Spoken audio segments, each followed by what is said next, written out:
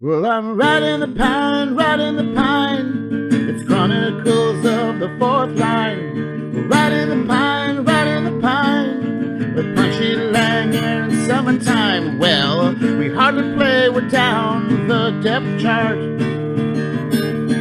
We're the grocery sticks and we're real good at playing our parts.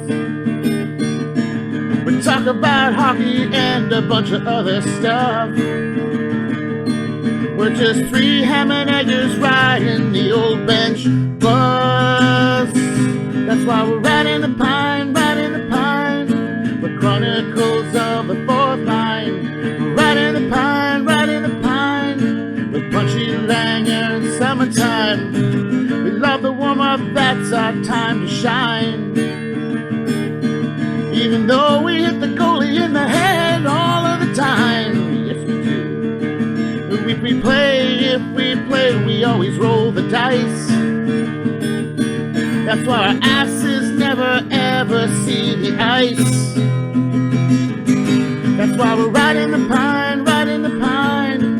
We're Chronicles of the Fourth Line. That's why we're riding the pine, riding the pine. With Punchy Langer in summertime. That's why we're riding the pine, riding the pine. The Chronicles of the Fourth Line. We're riding the pine, riding the pine. With Punchy Langer in summertime. Sometimes we're scratched and banished to the press box. And we talk about trash while we're there. Sometimes we'd rather be up in that press box than sitting on the bench and enduring that coach's glare. I threw a pizza at the middle at the start of overtime. That's why I'm riding the pine, riding the pine. With Punchy Langer in summertime. You'll never see me backtrack cause that's really not my style. That's why I'm riding the pine, riding the pine. With Punchy Langer in summertime. I was supposed to bring the beer but instead I brought the wine. That's why I'm riding the pine, riding the pine. With Punchy Langer in summertime. I think I'm 97 but I play like 69. That's why I'm riding the pine, riding the pine. With Punchy Langer in summertime. I keep the puck for every goal I score and add it to my shrine. That's why I'm riding the pine, riding the pine. With Punchy Langer in summertime. I could have met curfew but chose suspension and the fine. That's why I'm riding the pine, riding the pine. With Punchy Langer in summertime. I'm just sitting on the bench with two line mates of mine.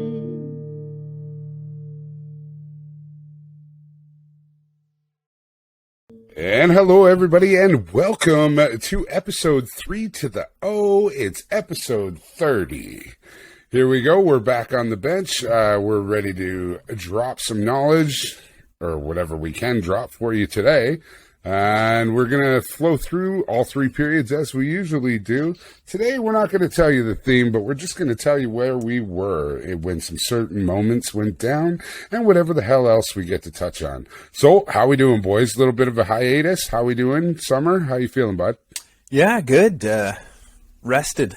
Refreshed. And the man with the plan and the sexy headband. How you feeling, buddy? Gravy, buddy.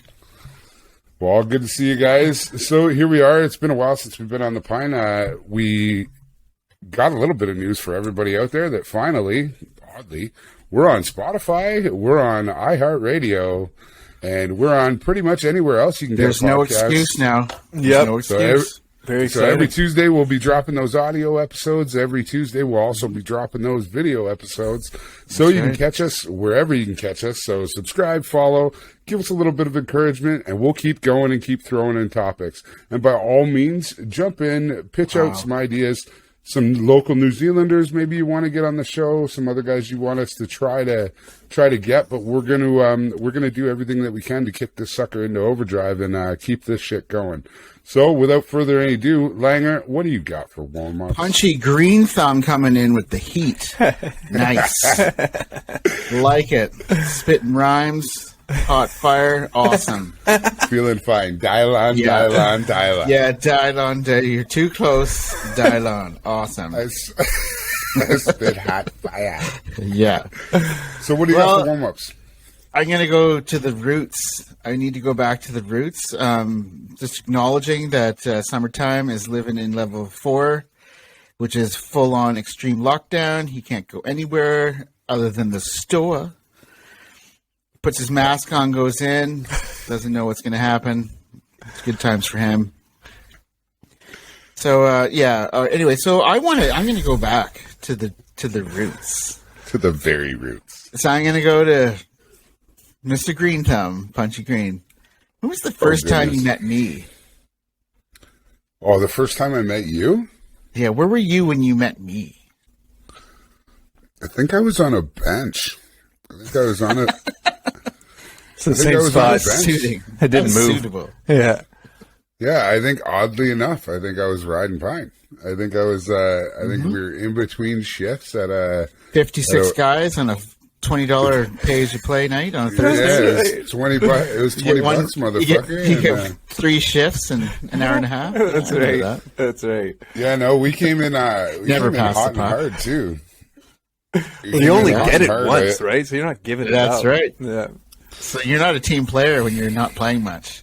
Well, You're a the selfish player. one thing I figured out with you is that I met you at a scrimmage. And I was like, okay, if I give this guy the puck, he's not going to move a lot, but if I move, he'll give it back to me.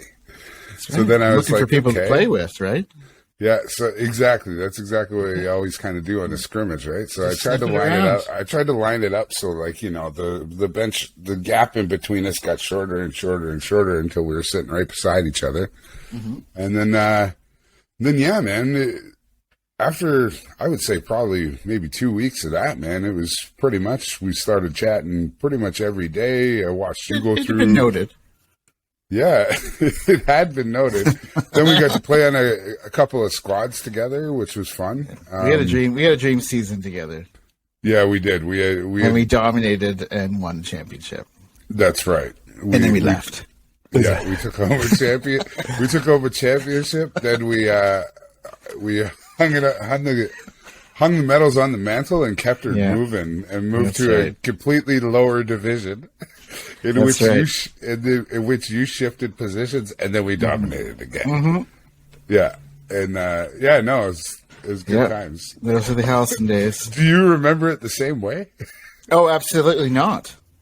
Uh-oh, here we go. But I remember sitting on the bench because there was like 14 guys waiting to get on the ice, and like you're trying to organize the D in the offense, and you're trying to make it somewhat civilized. Organized, It yeah. wasn't me doing that though. No, but you're just because I'd As a go some collective. nights and there'd be like nobody, and you play with guys, and you go with some nights and there's everybody, and it's like I get that puck, I'm not giving it to anyone. I'm going in, I'm going to try and score, and I just hear down the bench, I'm like, that sounds like a Canadian accent. I know that accent.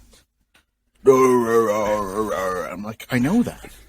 So I remember looking down, and you were like just chewing off some poor dude's ear, like telling him some story or whatever.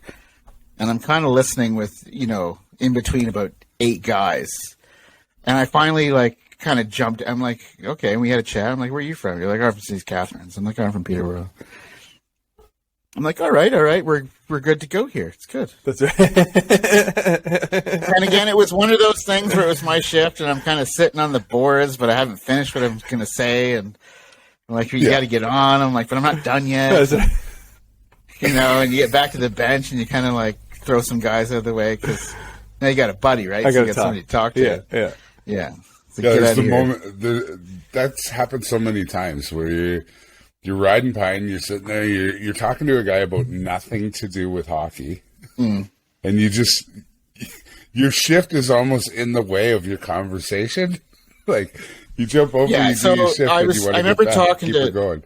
I remember talking to Tony, goaltender Tony, and he was telling me about how he got into playing hockey because he watched, or he used to play NHL '94 on That's Sega right. Genesis. That was the first one Right? for me for that, right? Because the cliche Yeah. of the Ducks that I'd heard a million times, and you're like, oh, that's a new one.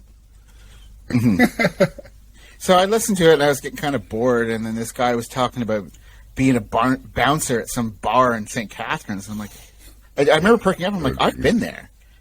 Like, were you there when I was there? Because I've been to that bar. Oh, the frat house. No, I was still like, it was like Chili Peppers or Chili Pepper or Big Bucks. and then there was I remember going to the My Cottage in Port Dell. Oh, that would have been Port Dalhousie. Yeah, and had a time there.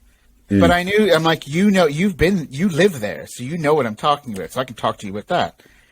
Because I got bored with talking about NHL 94. I'm like, this guy, I've had a time at this bar. He knows exactly what I'm talking about. Here's a funny story. Here's actually a good story about that particular bar. Okay, so My Cottage is how you would have known it, right? Mm-hmm. Or would you have known it as Lakeside? No, it was My Cottage. It was My Cottage. It was exactly My Cottage. It was awesome. Yeah, and it had the 3 tiers in the back and whatnot. Okay, so before that, it was called Lakeside. It was called Lakeside, and it's pretty funny because if you watch that doco of Crime and Penalties that's out right now, where the guy bought his 17-year-old a hockey team. If you haven't seen it, you got to see it. It's insane. If you haven't seen it, you got to see it. But a buddy of mine in high school, JJ, we call him Jay Johnson. His dad was like the fire chief for the region. Okay. And he bought his son a nightclub while he was a senior in high school. So he actually took over that place. And I was one of the bouncers there for a little bit. And then awesome place. And then he ended up getting a couple other clubs, and his sister ended up being the general manager of another one of the clubs that he had, and I ended up working there. And yeah, so it was kind of that same scenario, like where it was like, 17, 18-year-old kid, and all of a sudden he owns the local bar. He's not even old enough to drink, because in Ontario at that time, drinking age is 19. Mm-hmm. So it still is, isn't it? Kind of this. Yeah. Yeah, it still is. Yeah. Somebody, you turn your camera on. What's going on? Has it done it again? That's okay. He's still there. You're like me with my mouth closed. That's it. Because if I smile, you can see me, right? So. I can't. Yeah, man. They don't have anything like that in New Zealand. They don't have I've never been to a theme bar that's like. It's probably terribly. It's probably terribly trashy and tacky now, but I had never seen anything like that. I walked in there. I'm like, I'm at a beach party on the lake, and it was awesome. There was like a volleyball pit and a stage, and. Yeah, and if you remember, Rockets are walking around serving Bud Lights, and it was awesome. Yeah, so it was like it was so awesome. So Summer, you go in, and there's so when you come in off the main street, because it doesn't look like anything when you walk in. No, when you're up on the main street, it's just like a little hole in the wall. Yeah, and when you walk in, the capacity of the actual building itself is maybe like 150 to 200 people tops. Right, and there's like one big main bar on the one side, a couple pool tables and dartboards and shit on the other side. Dartboards, Jesus! And then you go out the garage door. It is like when Dorothy lands in friggin' honestly in Oz. Like you walk out the back door and you're like, oh my god! Yeah, this is where the party is, right? Yeah, this is the yes. You're like, wow. So then you go out the garage door. You go out the garage door in the back, and you're right. So, like, where it's situated, too, is you're right on the edge of Lake Ontario. So, when you go out the garage door out the back, there's a patio with a big tiki bar in the middle. And the tiki bar probably serves, there's probably 4 or 5 waitresses and bartenders working behind it. Decks and, it's all outdoors. Yeah, so, the top deck. The top deck holds, 250 people. Then you go down a flight of stairs, and the next deck holds about 550 people, and there's a full stage on there. Yeah, with they turn it into a big foam pit and stuff. Like it's got foam machines hooked up everywhere, and then you go down another one, and then that's where you get down at the bottom is where the volleyball court is, and the ice cream shop that's built in the double decker bus that's on there. Yeah. And then that bottom patio holds another 300-400. And then there's a sidebar to that was like the old prison back in the days. And so I was gonna say that I remember going down to the bathroom. And you go down the stairs outside, but it's like all stone. Like Yep. Kingston, it's like all... It's Yeah, 'cause- old, those old Canadian buildings where they're like, they built them like 200 years ago. It was crazy. Yeah, absolutely. And then like down in the bottom, the old prison house has been converted into another bar, so it's called the jailhouse.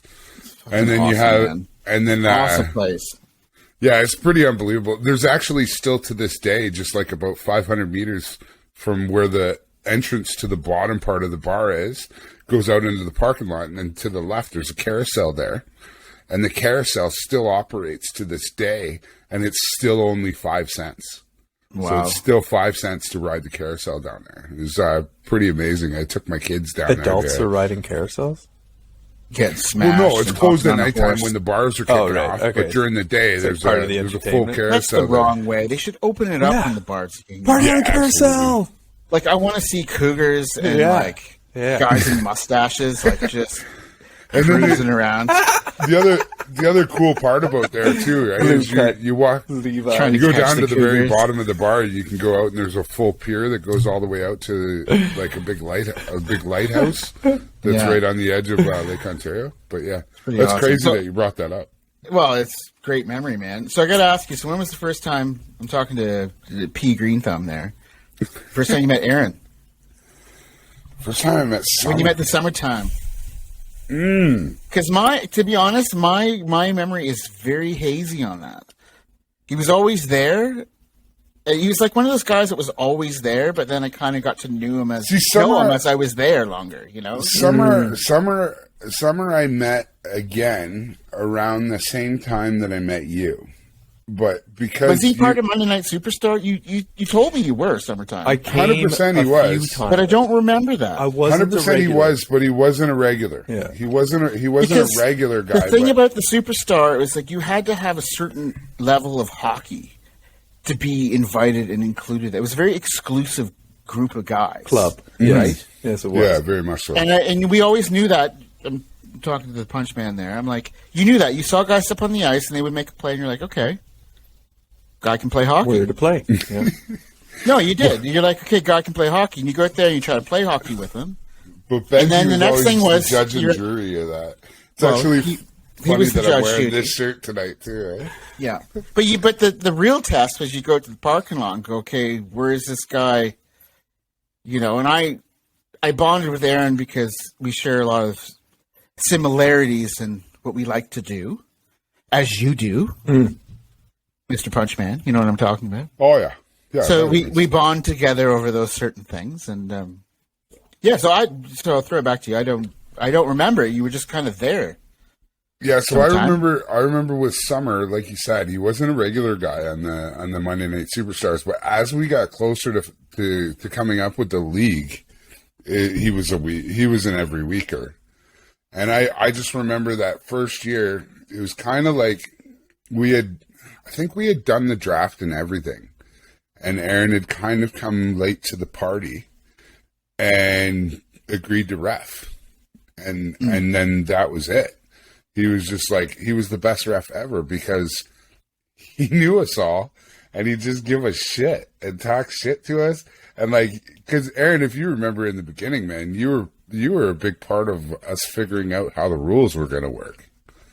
Cause we didn't know what the hell we were going to do. And we wanted to tweak some of the stuff from the adult league that we didn't really like much, like how the puck would hit the net and just different things that we did. But I just remember that very first season that Aaron reffed every game and gave everybody shit and because of that, like we became pretty tight.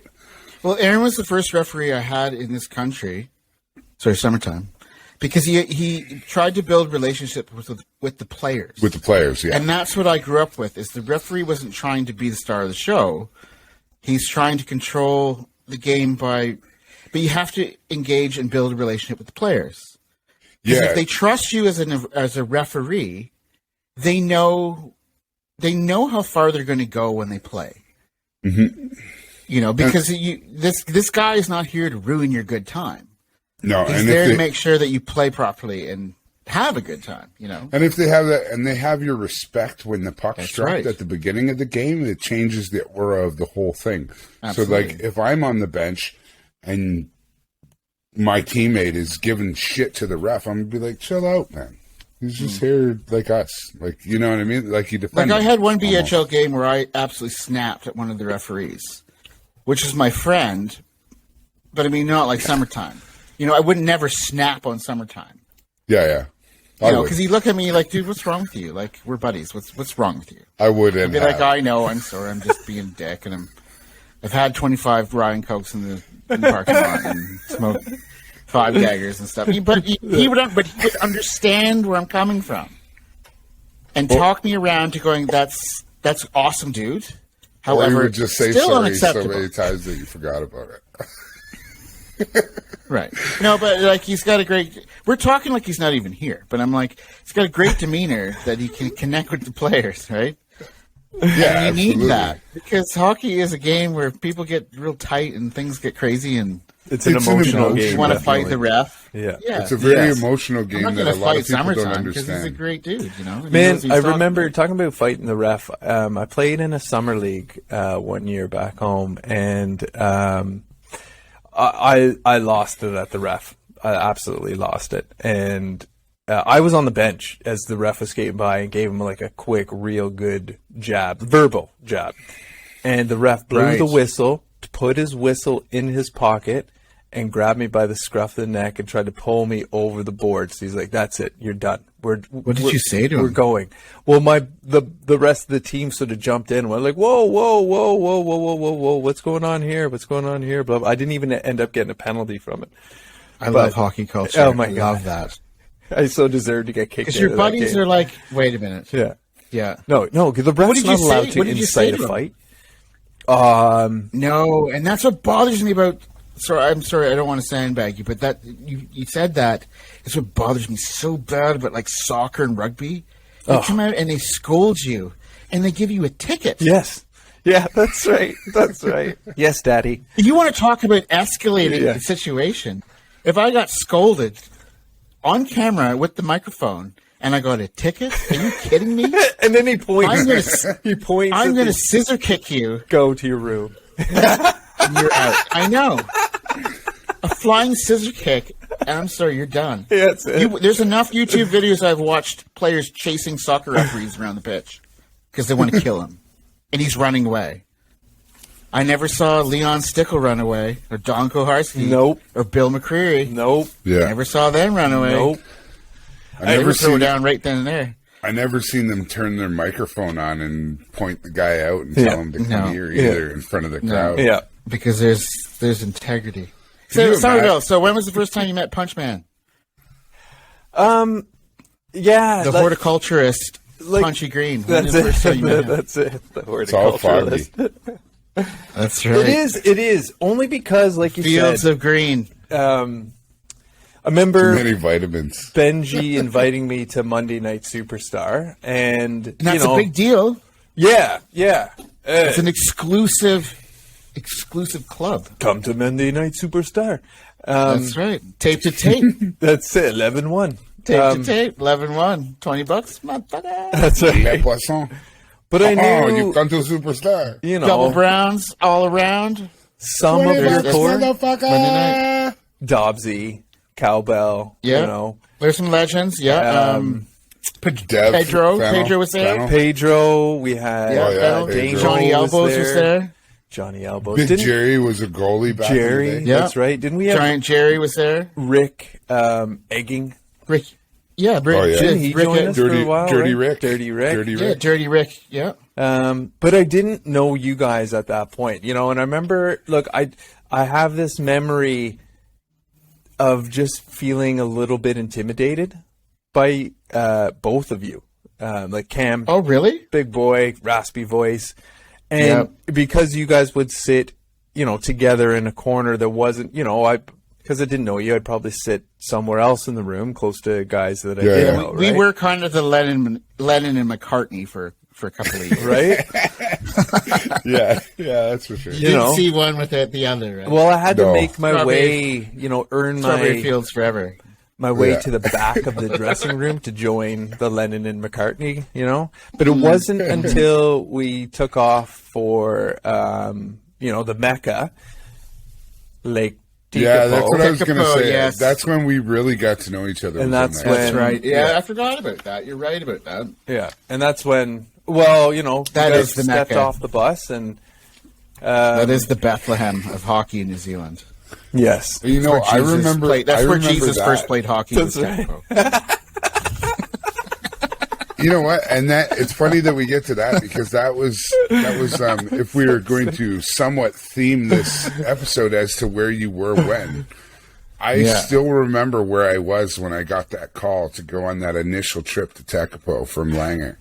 Yeah. Because I think it was 3 days out from when the plane was leaving. you And too. you called me July. up and you, Yeah, huh? It was in July. It was a week out. I remember this. Just jump Yeah, in. It was a week out, and it was in July, and I remember that. Yeah, okay. And it was 1 week out? Yeah, okay.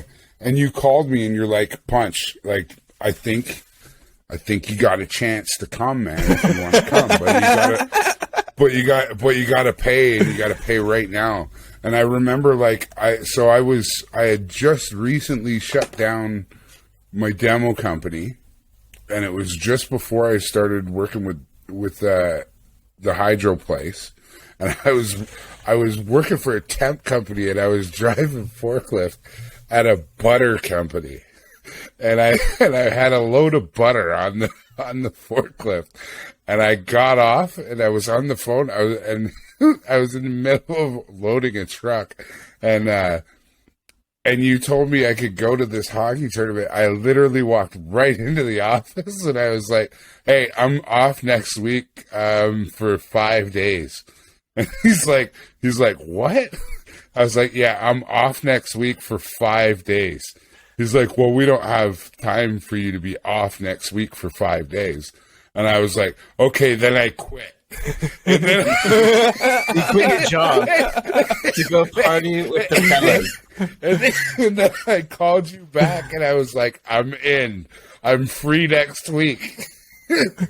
And then, yeah, it was pretty funny because I already knew that I was going back to another job. I was like, all right, then I quit. And that was it. Yeah, it was pretty funny. So I remember exactly where I was when I got the call. I was driving a forklift at a butter factory. lovely. Everything was good, but Lovely. butterface.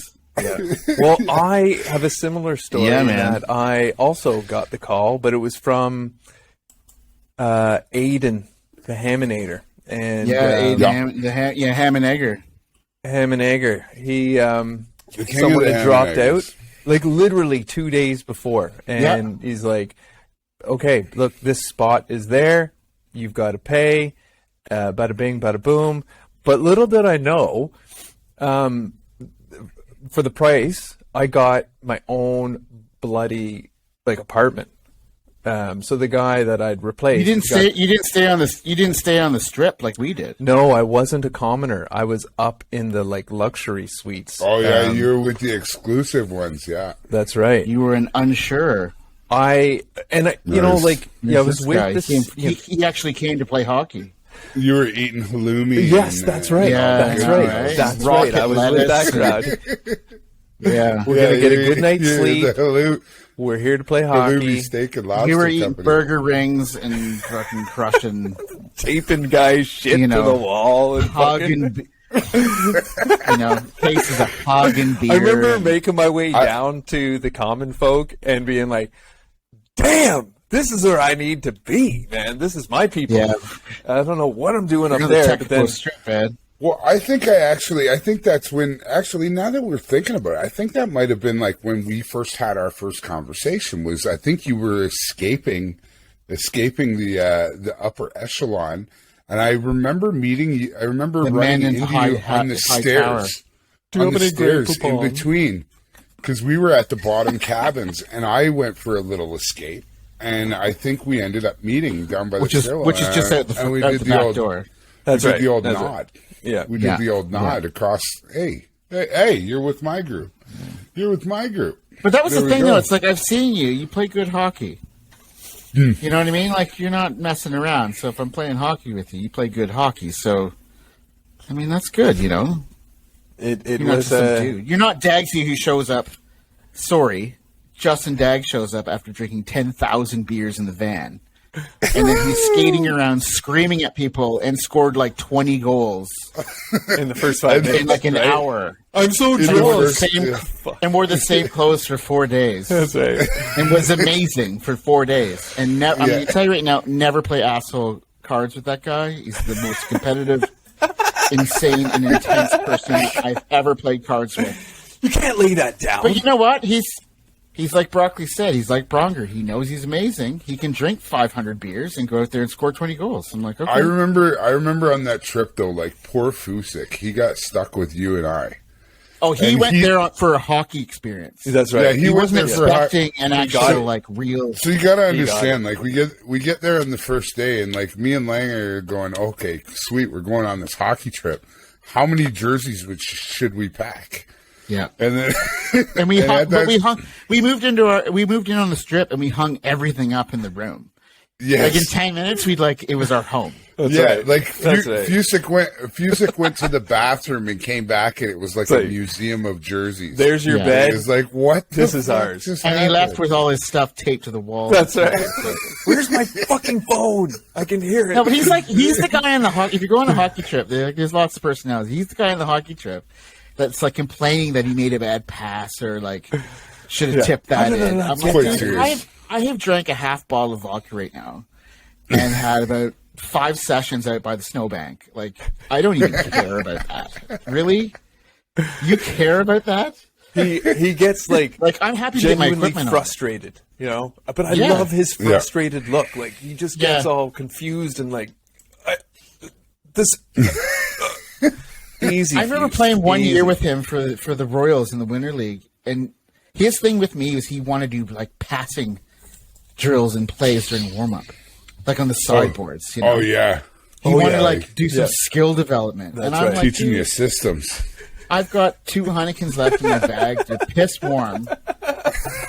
I've been outside with Aaron, you know, and Mr. Green Thumb, and I'm just, I can't. It's not do this. I'm happening. like, just go and play, man. Like, don't that's right. do drills. It was Drills funny. don't help. Practicing and drills don't help you get better. No. I remember don't. that. I remember being on that team. If you recall, we had the Canadian line. Well, We yeah, had the that was a Cana- dream team. Yeah, we That had was- the that was Canadian the line. one dream And team. if you remember, Richie Mike Hopkinson was 15 on that team. If you Yeah, remember, he was a child, and we had Mike Nader who would circle the net about 12 times, and all he wanted you to do is get open. And if you were Yeah. open, it was tape to tape in the net. Yeah, it's been every noted. single time. He was Yeah, a bit of a it's been grumpy noted. fucker. That's Listen, only because he was playing Mike- with me and Langer. We couldn't get Jeez.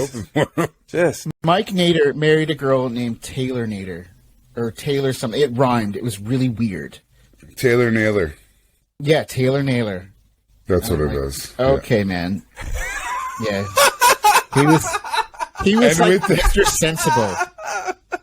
No, seriously, man. He was like the I'm sensible sorry, Mike, dude. if It's you're like- watching this, he was I'm like our sorry, dad.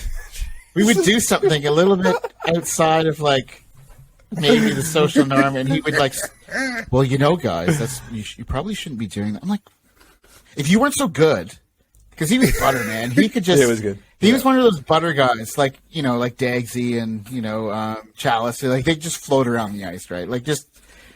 He just dreamed of being like that guy. They don't even look like they're trying. They're not even trying, and we're just Like, a couple dude, one of the ham most and eggers, magical like, things- Yeah, I'm gonna get open. yeah. Man, it was so magic last year watching Dagsy and Jakey play together was just it was so Can fun you not to watch. imagine being that good that you can just play? Because to me, when I watch them, like that's exactly how I want to play hockey.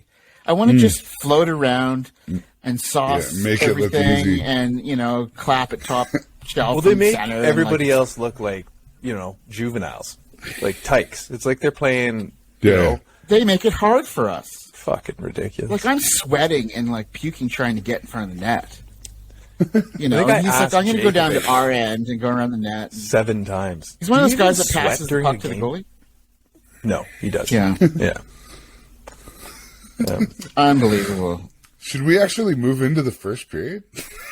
All right. Yeah, why not? Yeah. That's a right. good opener, though. Yeah. That's a yeah, stellar warm up. Solid opener. We were at the My Cottage Solid. in Port Dell, and Solid 30-minute opener. I like it. I'm All rich, right. biatch. We're going to drop the puck on the first. Away we go to Somerville. What's on your mind, bud? All right. Where were you? Where were you? Where were you when? Look, I want to.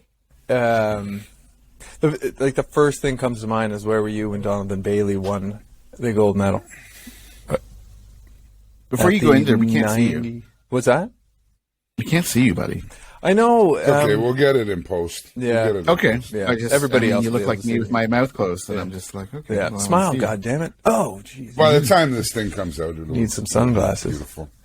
You'll look amazing. But I think I've spoken Hashtag about the Donovan Bailey for me. But so, look, I'm going to start with a couple heavy hitters, to be honest, because we're not far off 9/11. And so, No, and I think we need to talk about that because it's important. fuck, man. I think that was kind of how we came up with this theme for tonight, right? Yeah. Because Well, it was like- important. Like, Well, it was. not just. Let's Well, we not were really talk, talking. but, We were talking the night after it. So, but let's talk. yeah. It's 20 years. It's Like, crazy. I still think 20 years ago was the 80s. Yeah, exactly. No, that's weird though, because you get older, and I'm like, yeah, it was 20 years ago. Yeah. The 80s was 40 years ago. Yeah. Yeah. And I That's recoil crazy. in horror and go, oh my god. Anyway, God damn it. Yeah. summertime. Yeah, so for me, I was getting off a night shift. I worked shift 9/11. work at the time, yeah, and No, so more I- detail. Where were you? yeah, so I was getting off my night Canada? shift in Canada. Doing what? So I worked as a computer operator. Basically, I put tapes into tape drives and took them out and put them away back in the library. There was, Tapes or discs? no, they were probably a bit bigger than an 8-track tape. And they went into Tapes? these big, Like massive floppies. tape drives. Not even floppies. They were big, solid plastic What? fucking units like that. And What's on these tapes? data, some shit. I didn't know. All I knew that the computer would tell me this tape needs to go into that drive. And I would go into, we had a library with like 65,000 of these tapes, just wall after wall after wall after wall after wall. And for an 8-hour shift, I would take these tapes out of the library and put them into the disk drives. And when they pop out, because the disk drives had 6 slots. So in other words, you're kind of hoping the plane would hit that fucking building. Super Christ, man. old technology, man. it was, it was the mainframe environment, which you don't really see anymore because it's all automated. You still see these tape libraries, but there's a big mainframe. robot in the middle. And I remember Very superhero. towards the end of my time in the mainframe, they actually got a library robot that would A robot. a robot. So it would be an enclosed library, and the robot arm would, take the tape and pop it in the drive, and then take it out. And Did people slot it not back. like the robot? Was there a lot of chatter? No one liked the robot? Well, it took people's jobs, right? So they we got talk about the robot. I was going to say the They robot took was your probably a job. little more reliable than Somerville. Yeah. Potentially. I just want to hear. I Potentially. just want to hear the smoking pit where guys are like, "Fucking robot." Man. Well, I remember, like my buddy lived up the road. Okay, listen to this. This is a great story. Great story. So, okay, we'll come to 9/11, but so there I am, night Yeah, we'll shift. get there. Go start. And I get a call from my buddy who lives like 2 minutes up the road from the office, and he's like, "Big A, you gotta come over." Like, okay, like lunch breaks at like Big 3:30 in the morning. I'll be there about 3:50 or 3:35, 3:40, and I show up, and it's middle of winter. Okay, it's middle of winter. Right. It's like pitch fucking black. And he lived in a basement apartment with his roommate. And so I walk down the stairs, and I like sort of turn the corner to the door, and the door is busted off the hinges, and there's blood splattered across the door. It's not like a slasher movie, but there's blood splattered. There's a good amount of There's signs. blood. There's Yeah, signs of a signs break-in. struggle. There's Yeah. signs of foul play. Signs of a struggle. Yeah. Holy fuck. So I'm like, I yell, I'm like, hello? And I hear, come in. I'm like, okay. And I sort of step over the door. And the first thing I notice is I step over the door because you walk right into the kitchen. First thing I notice, oven door is open and blasting.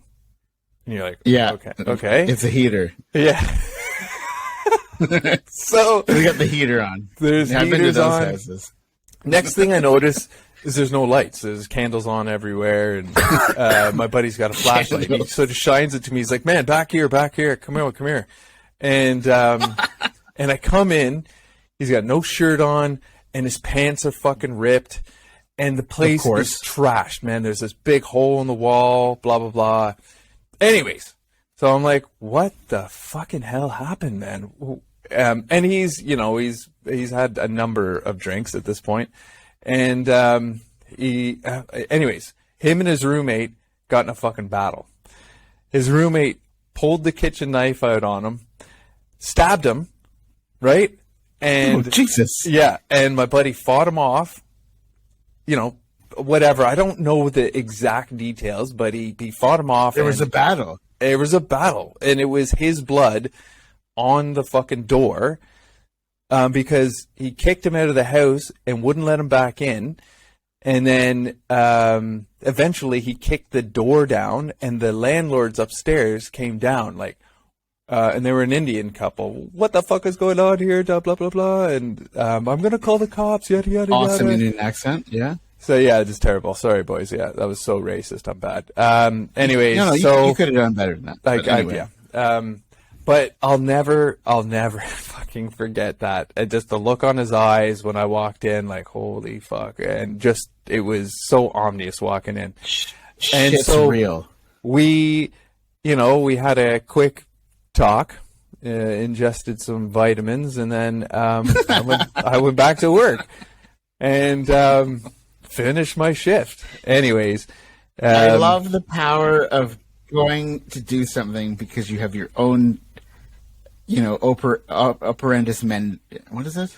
Operatus Mendes? You've got you've got your own agenda, right? Yeah, I got. So you fight through a lot of garbage, yes, to get where you need to go. That's right. Because the end goal was right, Vitamins. That's right. So then I went back to work. I don't care if this is a live crime scene. Yeah, I'm going in. I don't care. It's a biker hangout. Wow. And I went back to work, and man, vitamins are kicking in. And these tape drives went on and just aisles, man. And it's just numbers and numbers. And at the end of the night, I got to take all the tapes that I've taken out, and you got to put them back.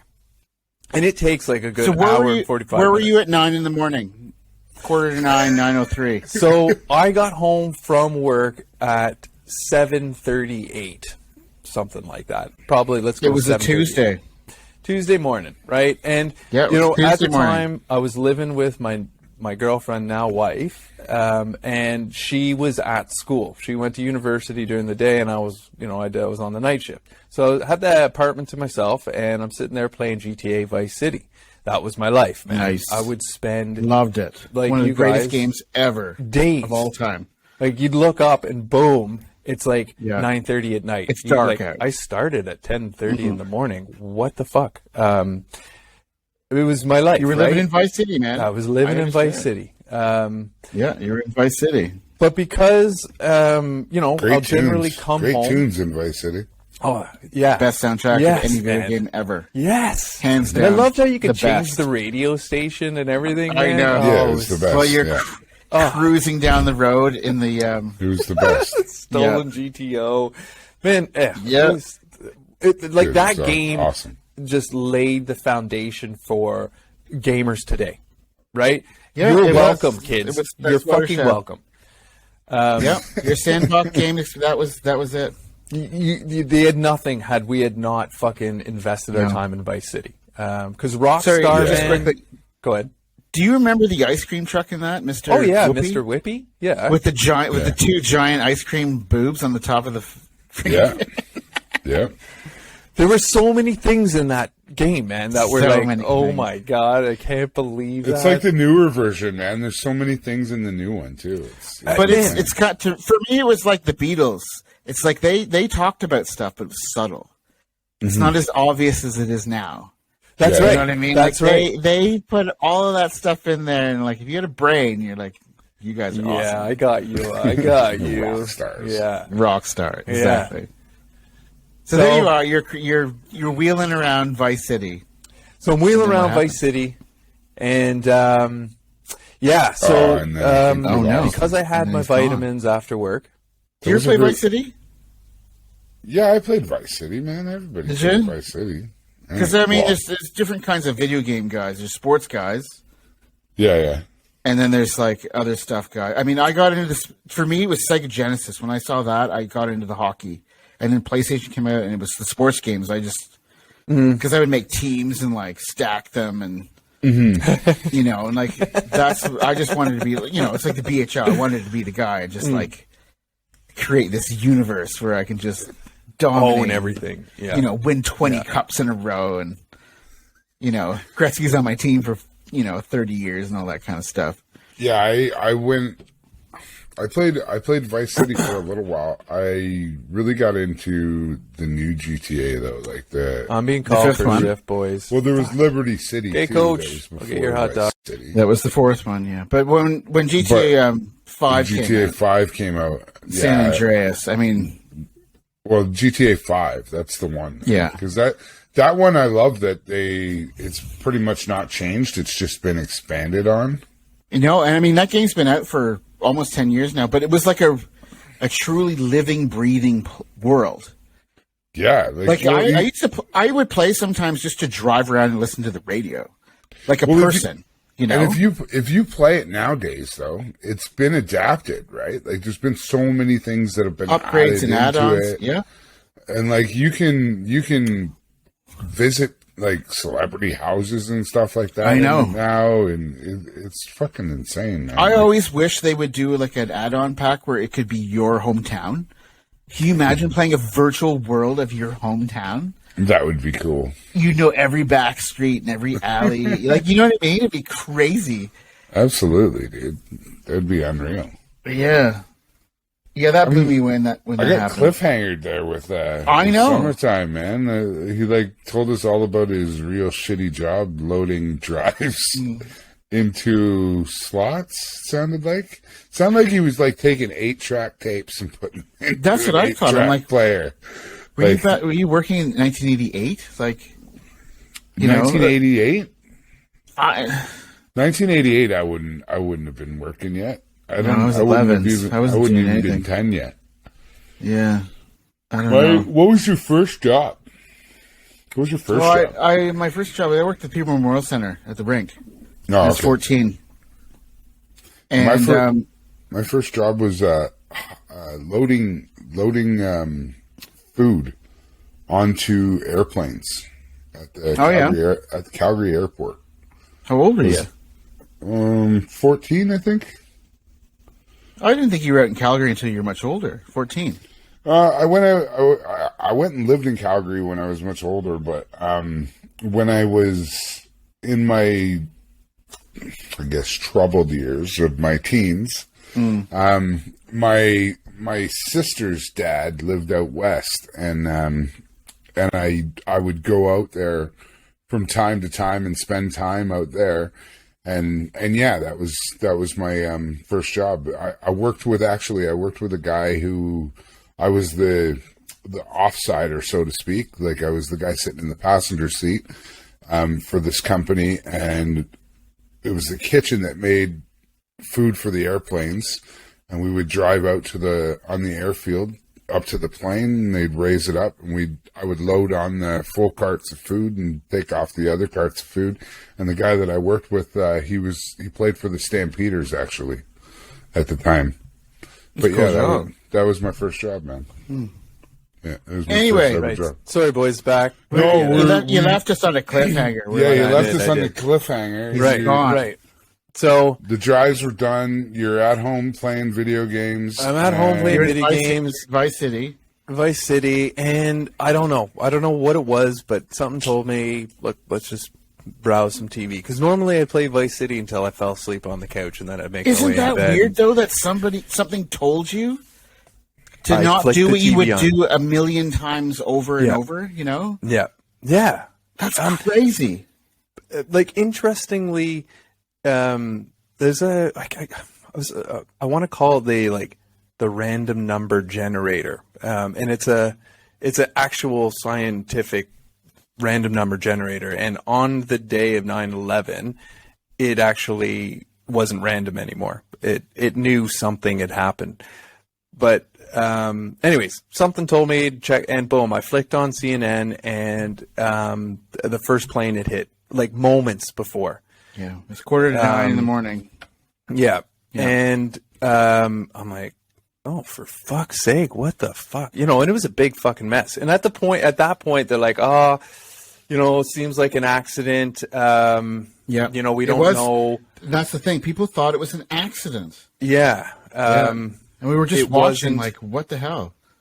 They thought maybe, some Cessna guy just, had fucked up, But it was a crystal clear day, blue skies, not a fucking cloud in the sky, It was a beautiful fall day. It was, anyways, so the building's burning like a motherfucker, man. And, and everybody's sort of going, oh, this and that, and I wonder, and yada, yada, yada. And then the second plane hit, and I saw that fucking live. And everybody did. Yeah, I did too, man. Thought, it's like, holy shit. The fuck? What the fuck? And it was no fucking Cessna. It was a 757 passenger plane, and it fucking, wow, man, it shocked me. And I had just gotten home from work. I worked for an American company, and immediately thought of my buddy that was still at the office, best friend. And I called him and I said, yo, Steve-O, man, have you seen the fucking news? He's like, my God, man, we've got it on the TV here at World War office. III shit. It's crazy. And everybody stopped working. We're all staring at the screen. And eventually they decided to send everybody home for the day because of security reasons. They just didn't know what was going on. Yeah. No one knew what was going to happen. It was nuts. Safety precautions. Everybody goes home. And then the news started to fucking like trickle in. A plane hit the fucking Pentagon. Like, this just in, a plane has crashed into the Pentagon. There's an explosion at the Pentagon. And then they panned over to the Pentagon. Boom. On fucking Fazire. Yeah. And then, they're getting other reports of, because at this point, I think the FAA decided to ground all flights in the USA. In the continental U.S., everything on the ground. Go. Yeah. And if you were in the air. And they were ordered to shoot down anything that was still in the air after the order. That's terrifying. There was shitloads of planes that came down and landed in Canada. Yes, they were. They were diverted to Canada. Tons of them. Yeah. That's right. I think, I want to say Moncton, there's a place, or maybe it's PEI, but they took in like 7,000 stranded passengers. Yeah, it was lots of Eastern Canadian areas. Yeah, I remember that. Yeah. And we thought this was I remember thinking, this is World War III. This is World War. Because like you said, when I heard about the Pentagon plane crash, I'm like, oh my God, like it's on. Like it is on now. Holy shit. Now, at this point, both buildings were still up, right? Pentagon hit, both buildings. Look, this is how I remember it. But then there was a third flight. Fourth flight. They were like, okay, so this other flight isn't responding, and it's heading towards blah, blah, blah. He's doing it to us again here. Yeah. And then it disappeared. Well, the third flight was the fourth flight was headed towards the White House. Yeah, it was White House to the Capitol building. It's going to Washington. Yeah, you can imagine if that had succeeded. Yeah. Yeah, that would have been I always think if that actually had happened, that's insane. Mm-hmm. It was such an insane day. And then you had like, it was actually the second tower that was hit collapsed first. But if you remember, there was actually a third building that collapsed there. So there's 7 buildings in the World Trade Center complex. Yeah, but there was one of the other buildings had collapsed as well. Yeah, so I had gone on an art trip in OAC, so grade 13 or whatever, back in the day in Ontario. And we went down there, and we went to the World Trade Center. This is 96. So I remember there was a bombing in 93. Mm-hmm. So we walked around the plaza, and, like, you know, the Twin Towers were there.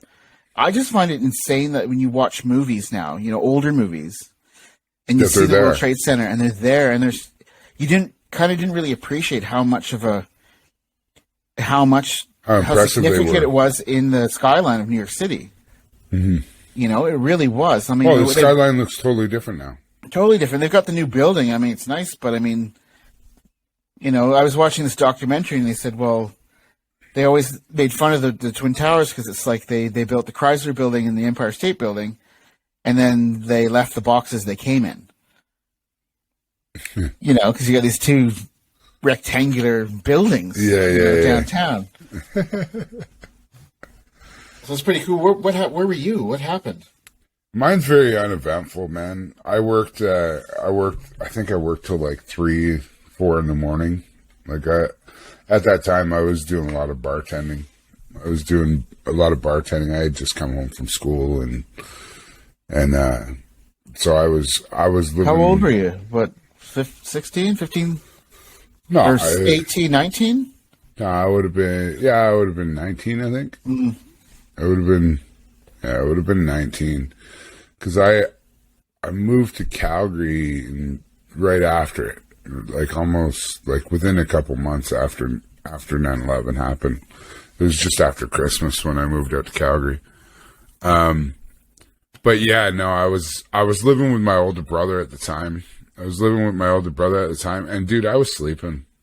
Yeah, like it wasn't. Like I don't have the story like you guys seeing it on TV, seeing the second tower hit, none of that. No, but that is the story. So you woke up after this all happened. Yeah. So you would have been kind of scrambling, like what? I woke up like I was like sleeping face down on my couch in the living room, and my brother came in the room just like, holy shit.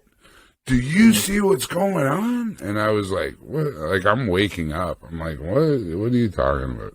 He's like, man, the fucking world's on fire. Like, fucking the states are getting attacked by Muslim countries. But that is the key thing, though. And I was like, what? That, and I thought, yeah, sorry, go on. Oh, so he just came in. He was at work, and he came home from work like, he never came home from work. He'd never come home from work on break. But it was like kind of that same deal that Summer was talking about with the issue where they just kind of shut everything down and sent everybody home. Mm-hmm. And then next thing you know, he's like in the living room and turn on the TV, and holy shit. Bruce Willis is filming a movie in New York City. That's right. That's exactly what I thought. I'm like, okay, it's Die Hard 7. Yeah. No, I seriously thought that. I'm like, okay, it's awesome. They ended up giving the role to Nicolas Cage, though.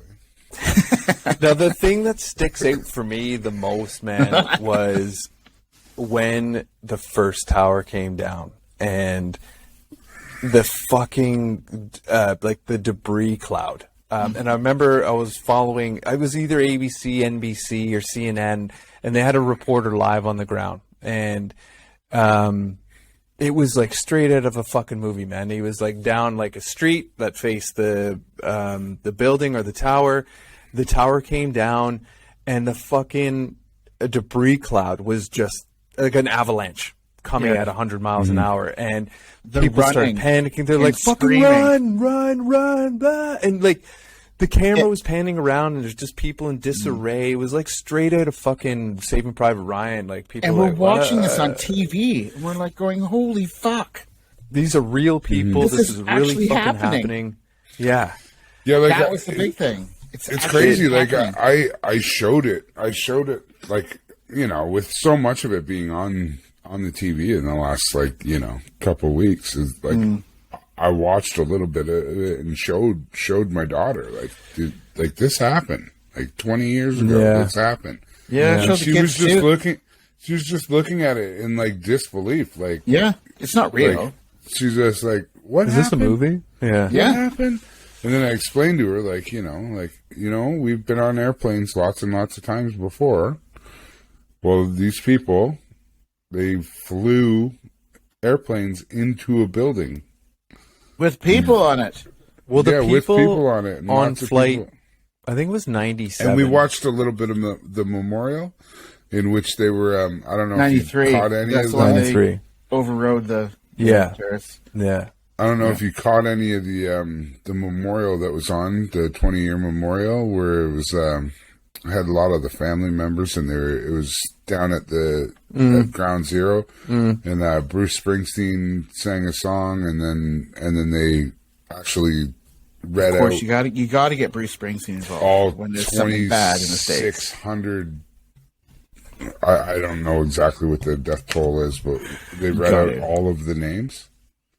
But yeah, it was, Well, there's kids now that are in their 20s that were a product of losing a parent. One's a famous actor. He's been. No? I remember him. He was roasting someone, and Pete. I can't. Pete. Yeah? Pete, There's a couple hockey players on those. what's his planes. name? Pete. Pete Davidson. Yeah, that's right. There Oh, Pete is. Davidson. he's the not funny guy on SNL. Yeah, I That's know. right. That's right. But his Who father dates like was super hot girls? Yeah, I know. Yeah, his Yeah, father. well, His wouldn't father you? was one of the firefighters. firefighters. Yeah. Yeah. I think it was Charlie Conacher Jr. Charlie Conacher played for the Leafs, and it was like his grandson was on one of the planes. There's Okay. a couple of NHL-related guys that were on those planes. Can you imagine waking up in the morning? Can you imagine missing the flight? Because you went out Well, and there had was- time or like Fuck. missed the flight? Can you Have you imagine seen that? The guilt you feel? what is it? The Netflix. So Netflix got a series. I think it's like a Yeah. 5-part series on, and I'm Yeah. only on part 3 now. And Yeah. so they talk about Yeah, a lot I of the watched kids that. that have grown up without their fathers. Are you It's going to bring fucking up sad, the man. cook? Are you going to bring up the cook, Yeah. So he. Well, that was gonna say that the chef, He missed his train or something. Oh no, he had to go to the dentist or something. the like, executive doctor. chef had a doctor's Yeah. appointment? Yeah, and I remember seeing people jump. That fucking disturbed me. Oh, and they jumped into buildings. Like while it was still on fire, Oh, you could my see God. the close up from the camera, and there was people hanging out the window. And like, damn Yeah, right, I'd be waving. that guy too. Like fucking, I can't breathe in here. I'm hanging out the window. Come and get me. And I'm watching the news choppers fly around and shit. I'm like, why aren't you going? Can you not try and help them? And then one guy or one camera caught a guy jumping, and it followed him all the way down. And I remember seeing him hit the ground. Falling and, like, man. oh my God, that was. But can I've you seen. imagine? Go ahead. I was going to say, can you imagine the realization when you're above the crash site that you can't be helped. No one can get to you. Like I remember I was reading stories about how the other day how people tried to get to the roof, but the smoke was so bad, and it was just they couldn't go anywhere. Like if you were below that, you had a chance, but if you were above it, you had no chance. Mm-hmm. Like how terrifying! I can't think of anything more terrifying than There's what do the you, end. What's your options? Burn You're just alive, Yep. die of smoke, inhalation. or just fly to Plummet to the your parking death. lot below. Yeah. But know? you take control, right? That's your way of taking Yeah. control of the situation. Do it on It's your only terms. answer. Yeah. Yeah, It's just desperation, They know exactly what they're doing. They know what the end goal is. it's and, just. like, and I think for no us other that- choice.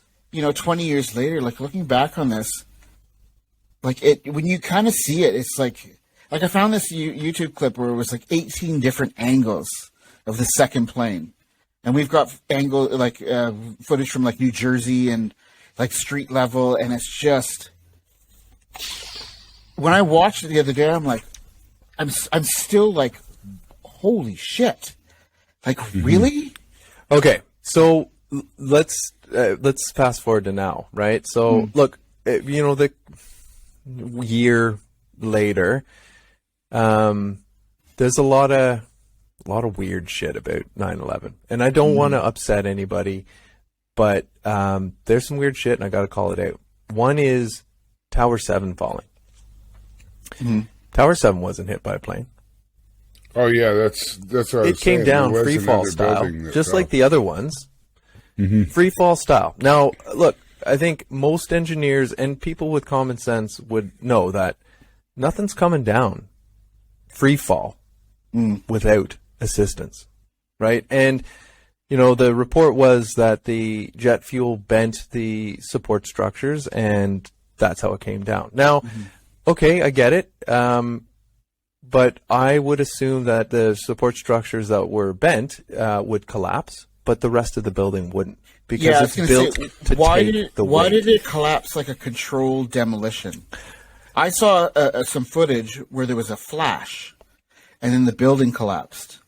Like, I'm thinking it should have toppled. You know what I mean? Well, when I on the morning of, I still remember vividly people saying, I could hear explosions, and you don't hear it on the special on Netflix, right? Or I haven't run into it yet. Yeah, I but was going to say, you haven't got to the point yet where the scientist has... Right. So the scientists studied... And the explosionologists. Studied a lot of the parts of... That's not a real word. How the weight of the building would have corresponded, and how the structure was built, in which... To withstand it. No, not at all. As in, if one floor was to collapse, how it would create a domino effect to take the whole thing down. Right. Yeah. So I get that. Okay. So maybe the towers come down naturally, but Tower 7, it wasn't on fire. It just collapsed out of nowhere. Yeah. And like CNN, apparently, like even maybe it wasn't, but I believe like some news agencies actually reported Tower 7 collapsing before it fucking collapsed. Weird things, right? Okay, but the weirdest thing to me was the Pentagon. And they still show, even in the special on Netflix, they show the plane crashing in. Now, when I watch the video, it's just an explosion. I don't see a fucking plane. I didn't see a plane enter the frame at all. Yeah. And then days after, the cleanup, there's no fuselage, there's no fucking engines, there's no wings, there's no tail, there's no fucking nothing. There's just a bunch of metal thrown on the ground. Yeah. And I'm not entirely sure that a plane would, because the reports were that the jet fuel basically melted everything. Yeah. Maybe, but it's fucked up. It's fucked up. And then I heard like the fucking owners of the Twin Tower had taken out like a $120 million fucking insurance. He changed his insurance 2 days before for the towers. And that just look. I mean, the Americans would probably just be fucking wanting to pitchfork me, but. To me, there's still a lot of mystery behind it. I remember a couple days later, them going, okay, well, we identified these as the terrorists, but then actually the terrorists were still living in the U.S., the continental U.S. The one that got me was that Osama bin Laden's entire family was allowed to fly out of the country the day after. George W. put them all on a plane and sent them home. Yeah, that's right. Yeah, I know it's you could argue it's a propaganda film, but I like Michael Moore's films because they give you something to think about. And I watched Fahrenheit 9/11 the other day, and I was thinking about this Pentagon thing as well. I'm like, so there's an open court in the Pentagon, right? Because it's a shape. There's an open court in the middle of the. Why wouldn't you drop the plane in the middle of it? Like, why would you don't crash into it? Why wouldn't you drop it in the middle of all that and see what happens? Wouldn't it be hard to drive a 757 from 30,000 feet, and you're not a qualified pilot, into the Pentagon? On the ground. Imagine which is only like a 3-story building. It's not. Yeah, that's right. It's not a big target for a fucking. Now, the Twin Towers, sure. Yeah, I mean they stand 110 stories above the ground. No, but it is. Yeah, if you're aiming for floor 100, if you look at the Pentagon from the air, it's shaped like a pentagon. It's pretty obvious that that's what it is. Again, yeah. It's not a bunker; it's a pentagon. Yeah, I don't know, man. I sometimes talk about it with other Like my wife, she's like, you're on something. I mean, and that bugs me, man. It's like, come on, have an opinion on something like that. I mean, I have common sense, and look, even to me, I still don't believe that the jet fuel melted the beams and the 2 fucking towers came down naturally, or not naturally, but from the crash and the jet fuel. They look like they were demolitioned. Nothing free falls. It's nothing. It's weird. Right? It would toppled over sideways. It would have come down on other buildings, but no, it came straight down. Straight down. As free fall. And to me, that makes no fucking sense at all. And I mean, if Tower 7 tells me alone, it was purposely done. There's no fucking way a building comes down free fall. Okay, and no plane crashed into it. There's no fires going on inside it. And then people telling, even on that special, they talked about how Tower 7, people are going, leave, run, there's explosions. The thing's going to come down. Like, anyways. Yeah, don't bother. Yeah, man. Terrible, terrible fucking history for the U.S. As even, but it changed our world, though. Holy fuck, eh? Going to the airport, flying, can't take bottles of liquid on with you. Yep. Box cutters. Do you remember going to the airport in the States after that happened? Oh fuck! I went through LAX. Exactly. Basically, gear straight down. Yep. And then you're left with all your clothes and everything to try to get. It was insane. But for me, that was one of the things I needed to do. Because that's ultimately the thing. It's like you get on a plane, you're going to crash into a building, right? That was the fear. And it was 2 minutes later, and I got on a plane. I was going to Japan, and I just thought, you got to do it because, I mean, we have to fly. We have to. Yep. We got to carry on. No, we have to carry on. Yep. Like you get, you see car accidents on the news all the time. You're not going to not drive. Nope. Well, flying's safer than driving. Tried to think of it the same way, Like, I haven't been in a boat, but I'm pretty sure everything's not going to be the Titanic. So, you got to get on a plane.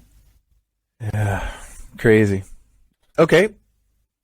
You want to stop there? I got one more, but... what's the other one? This was, I think, only yesterday was the anniversary. And that was... Our trip to South Island? No, I wish. Yeah, I wish. Yeah, I still have fond memories of that. That was a couple of days ago. So yeah, that's right. That's right. That was a great time. I remember getting off the plane, hugging my friend, climbing into a truck, and being in a great state of mind within 3 minutes after getting into that truck. We didn't even leave the parking lot, and the trip has started. It has. And I got to play net in 4 hours. I got to survive this car ride. And I got to shut out in a toque, so I was pretty happy with that. No, it was. I believe it's the Challenger shuttle. 1986. I don't remember where I was. You don't remember that? No, I remember. Really? I remember what it was. But don't remember. I remember what it was, but it's not. Oh shit! I have a vivid memory of that. Yeah, it's not a vivid memory to me where I remember exactly where I was. Well, it's I was too young. A vivid memory because I was you would shocked. have been like 6 or 7. Yeah. I wasn't much older. I was only like 10 or 11. I had a lot of other shit going on in my life. I was life. 9. But I remember walking into the TV room and my mom was in fucking tears. And I remember thinking, oh my God, what's wrong with mommy? And because Dad was I don't know, I can't remember where Dad was. But Mom was distraught. Mommy, what's wrong? She's like, Aaron, she's sit down, and she's like wiping her tears away, and she's struggling to talk. She's like, sit down, something terrible has happened. And I'm like, oh fuck, what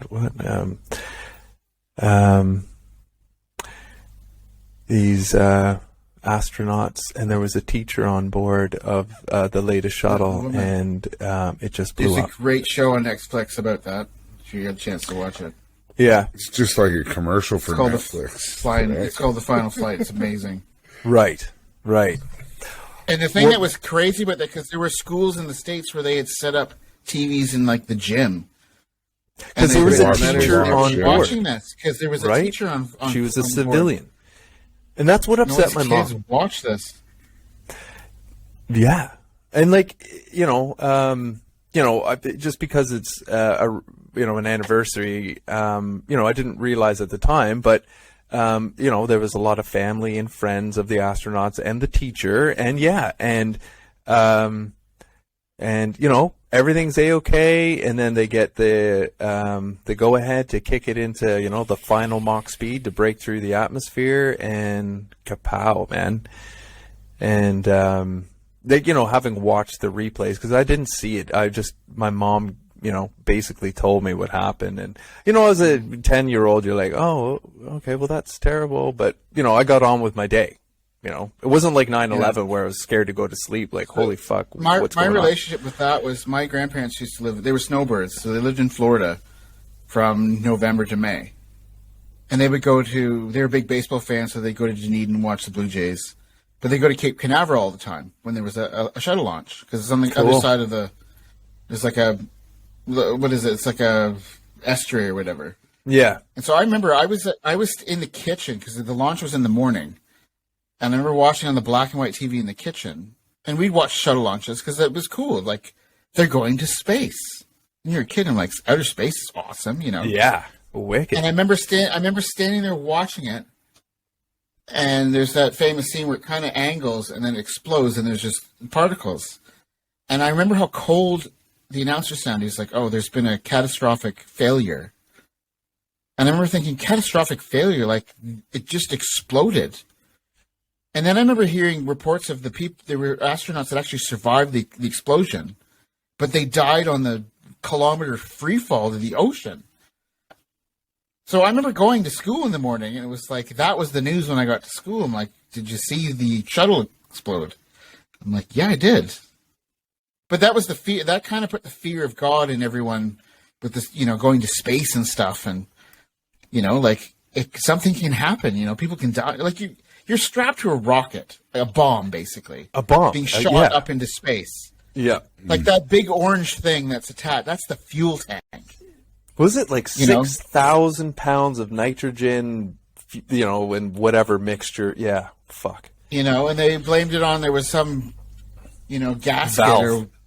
was frozen, and it was, I'm like, Really? like, some dude could have been out there with a shovel smoking a cigarette and it couldn't have exploded, That's how fragile the whole system is. Mental. Like my image, like the memory, and it's probably just because I've watched it recently, but is of the two external the rocket boosters that were kind rocket of flying boosters. off. Yeah, Yeah, man, yeah, just kind me of too. flying around. You're like, wow. Just random, and you're like, Yeah. whoa. And you're like, out of all the explosion, those fucking things are still flying around. Like, can't the fucking shuttle be made a little bit stronger? Or at the same time, the shuttle is a You just fucking got to be an plane English itself. billionaire, and he just goes there for the weekend.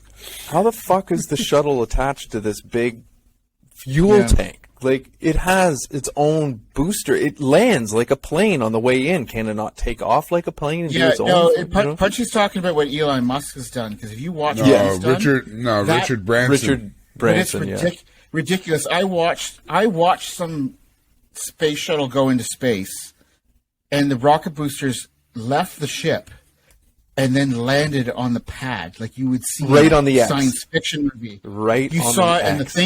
the things came out at the bottom, and it just like Boom. butter landed. And I'm like, Boom. why is it taking us so long for that? Yeah. Because that's the thing, right? It's about reusable energy that you can keep going and doing it. And I'm like, that was trippy as hell.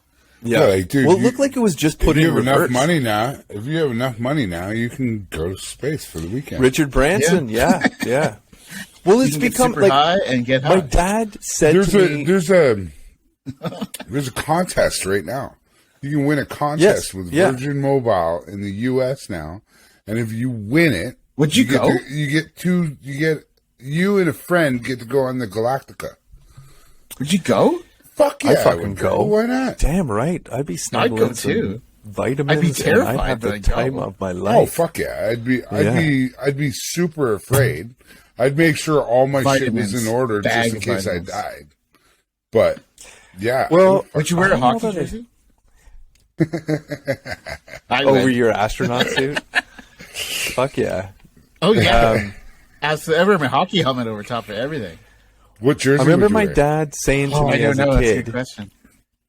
son, by the time you're my age, and it me hasn't thinking come now. true, but we're coming close. By the time you're my age, more than likely planes will go up into space, let the Earth turn, and then come down, and that will how you will travel to the other side of the Earth. Yeah, You will that's let why the Earth how you can get to Canada from New Zealand in 2 hours. in 2 hours. Boom, done. Yeah, And we're See, I getting always close, thought man. that- I'm all for that. I always thought that, like, maybe not in my lifetime, but like maybe 2-3 lifetimes from now, you'll be able to, like, your address would be like, you know, Earth. number 430. Yeah, yeah. It'd be New a Zealand, time. planet Earth. It would be and a and you time. could also live like, you know, on McDonald Road in Jablui on Mars. The moon. Yeah, Like, the moon. Can you Mars. imagine being that postman? Jesus. Yeah, Well, fuck, we're already starting to plan the colonies to Mars and shit. they had a lottery for that, and they were People asking are people, all "Do you been in wanna go training live on for like Mars?" years. I don't They'll know have about the that. internet. I don't know if They'll I'd be able want to to get the pioneer show. Mars. Well, I saw that Anyways. movie, The Martian, and I don't know if I want to do that. No. Okay, well, All right, I'm let's thinking, kill the first period Yeah. here. I've been talking You way think? too long. You Yeah. think it's an hour and 20 minutes in? Our usual shows are in. Oh, Jesus. All 20 right. minutes. So Yeah. we're ending it here. No. We got a half an hour of warm up, so All right, let's go. Wow. Okay. Well, It was a hot topic. yeah, that Heavy, was heavy good. topic. Heavy Great. topic. There's a lot of good stuff. to talk so about. heavy, dude. All right. So I was thinking We're all about. depressed now. Yeah. No. I like. Yeah. I'm. Okay, we're done. Okay. Well, I'm thinking of three things that I did where I wanted to, you know, get your guys' take on where you were when you heard about this. Right. Okay, so first things first. There's one thing I will never forget is where were you for Y2K? For Y, I was building That's a a great one. fucking robot silo. That's what I was doing. for Y2K, you were what? I was bombed at a Kelsey's in Peterborough. bombed at a Kelsey's in Peterborough. Where Kelsey's were you? is like a shitty family restaurant. Where were you? Summer? So leading up Great to Y2K, I was patching all the computers for the Y2K bug. Okay, yeah. So that was my job. 4 months before New Year's. For that New Year's, I was at a bar in just outside of Montreal in this like hole of a town. We were at a ski slope, and we went to this fucking shithole bar. There was January 1999. 3 girls and 4 guys. That was it. So your odds are pretty good. They were pretty good. You're saying. I failed. That's what you're saying. I was Oh. the failure that night. Yeah. Right. Oh no, you You might have been dodged interested in that. other things though that night. But I had an afro. I remember, I had an afro. I literally had an afro. And I remember my buddy, but it was, I just couldn't be bothered to style my hair that night. So I just literally, Ron's afro. fucking afroed it up. You did make as an a joke. As a joke. And I went out to the bar and I thought I was killing it with this chick. And my buddy pulled me aside. He's like, man, go take a look in the fucking mirror. Yeah. What you're the not doing fuck are you anything. doing? Yeah. You're And doing no work tonight. Then it was gone. It was over. But Yeah.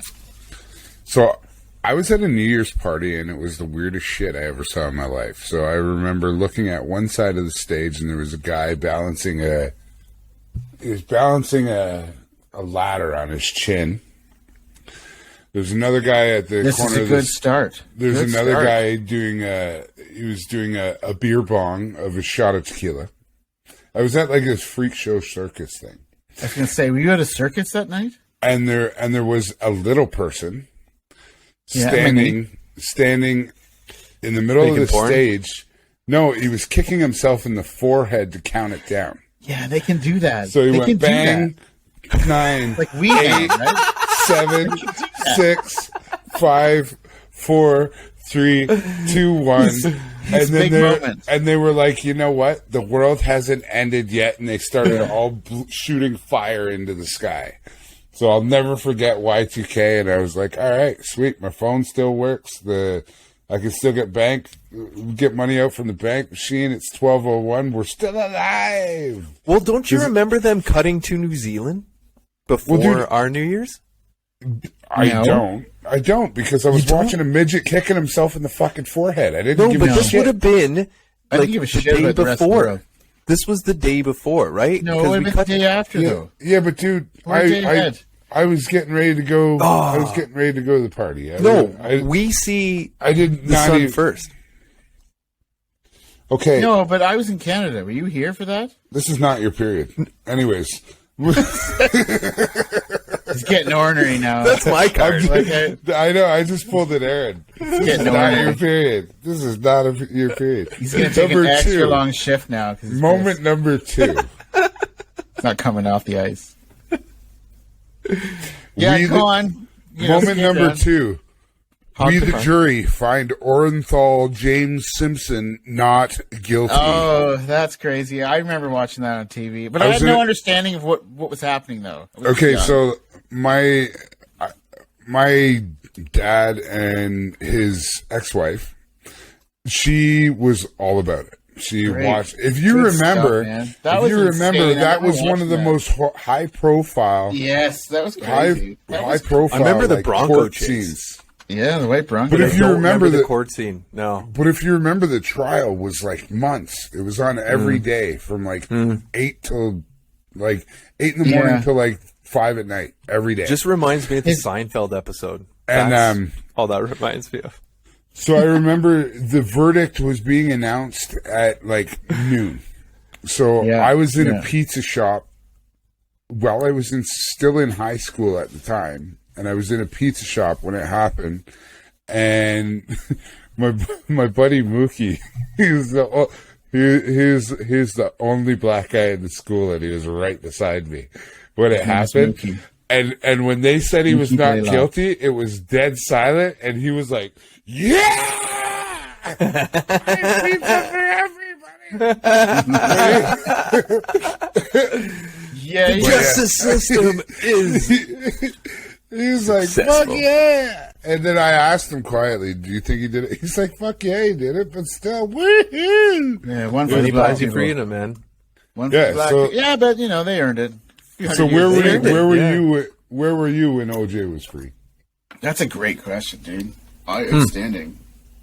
I'm like you, like it was on the news, but I was too young to really kind of get the news and what's going on, but it was like a staple in the news for weeks. Mm-hmm. And I remember seeing the chase. Mm-hmm. I remember that. Yeah, it was for me. It was kind of like the first Gulf War. It was just on TV. Yeah, you turn on the news and like they're bombing Baghdad. You turn on the news, OJ's in trouble, and Al Cowlings is driving the thing down the road, and I mean it's. To me, the thing about these big events is for me, it's like you kind of can only take so much of it. So it's years later that you kind of go back and reflect on it. And you're actually able to watch stuff about it. Like I remember, just kind of circle back on 9/11. I remember watching it going, this is going to be in the news for fucking ever. So I'm not going to really watch it because this is going to be here for a while. And, and everyone's the conspiracy theories and stuff. And it wasn't until last week that I really went back and dug deep. And I'm like, holy shit. Even with the OJ thing. And I've watched some. There's that. Have you seen that show on Netflix? The one with the one with Ross. Netflix. Have you seen it? John have you seen it and stuff? This shouldn't be the where were you went. This so it's on Netflix. Yeah. What have you watched on Netflix, Lane? That's what this. No, but you watch these shows now, and you can start to connect the dots of where you were. Okay, so the funny happened, thing though, that when I think of OJ though, like I'm just like, okay, so that trial started so much shit. Like we got so much garbage from that trial because you got. First of all, you got OJ, right? Who not only does he like get off, but he then writes a book about how he actually did the murder. If I did it. He calls it "If I Did It." If I was to do it. He calls it "If I Did It." Who writes a book like that? And then so now he's in jail. So now he's in jail, but he's in jail because some dude stole some of his memorabilia and he held them up at gunpoint. No. Right? And then he had his whole legal crew, right? He had his whole legal Shapiro. crew. So he had his legal crew where 3 out of the 4 guys are now dead. So if that's not karma, who knows? And then the one guy that looked like Vanilla Ice if he was 40, right? Robert Kardashian is responsible for the garbage that we got with the Kardashians. It's like so was Robert many Kardashian things. one of the lawyers? He was OJ's best friend. It's because of this we have Keeping Up with the Kardashians. Is that what you're saying? What I'm saying is OJ is responsible for the Kardashians, and he is responsible for the downfall of Western civilization. He's responsible for Caitlyn Jenner. He's responsible for everything. Caitlyn Jenner is now a woman because of OJ Simpson. Pretty much. I love this. What was that line in Ted? This is exactly how I want it to be.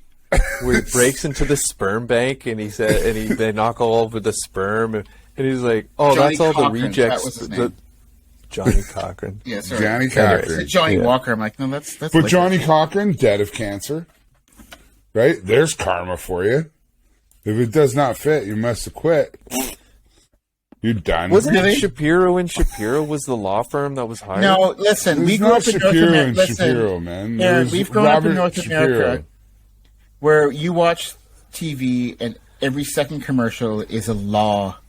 Yeah, I was Shapiro. I was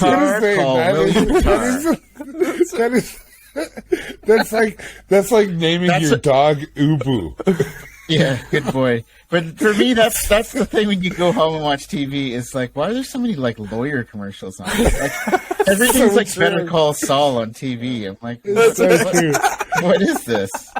There's so many different layers. Hurt in the car, call William Tire. Okay, so it wasn't Shapiro and Shapiro. All right. Yeah, well, I like how you thought that was some sort of shitty law firm. Well, down at the plaza that like ended up being involved in this massive. And like, that's right. Yeah, right. Like OJ, but he got this shitty Shapiro law firm off of TV. And Shapiro. He's gonna call fucking Saul Goodman to show up and like. You know what? I just cut my wife's head off. I'm gonna be covered. Oh, hold on. 1-800. Yeah, I need. You don't need a criminal lawyer. You need a criminal lawyer. That's right. That's right. Saul Good, man. Saul Good.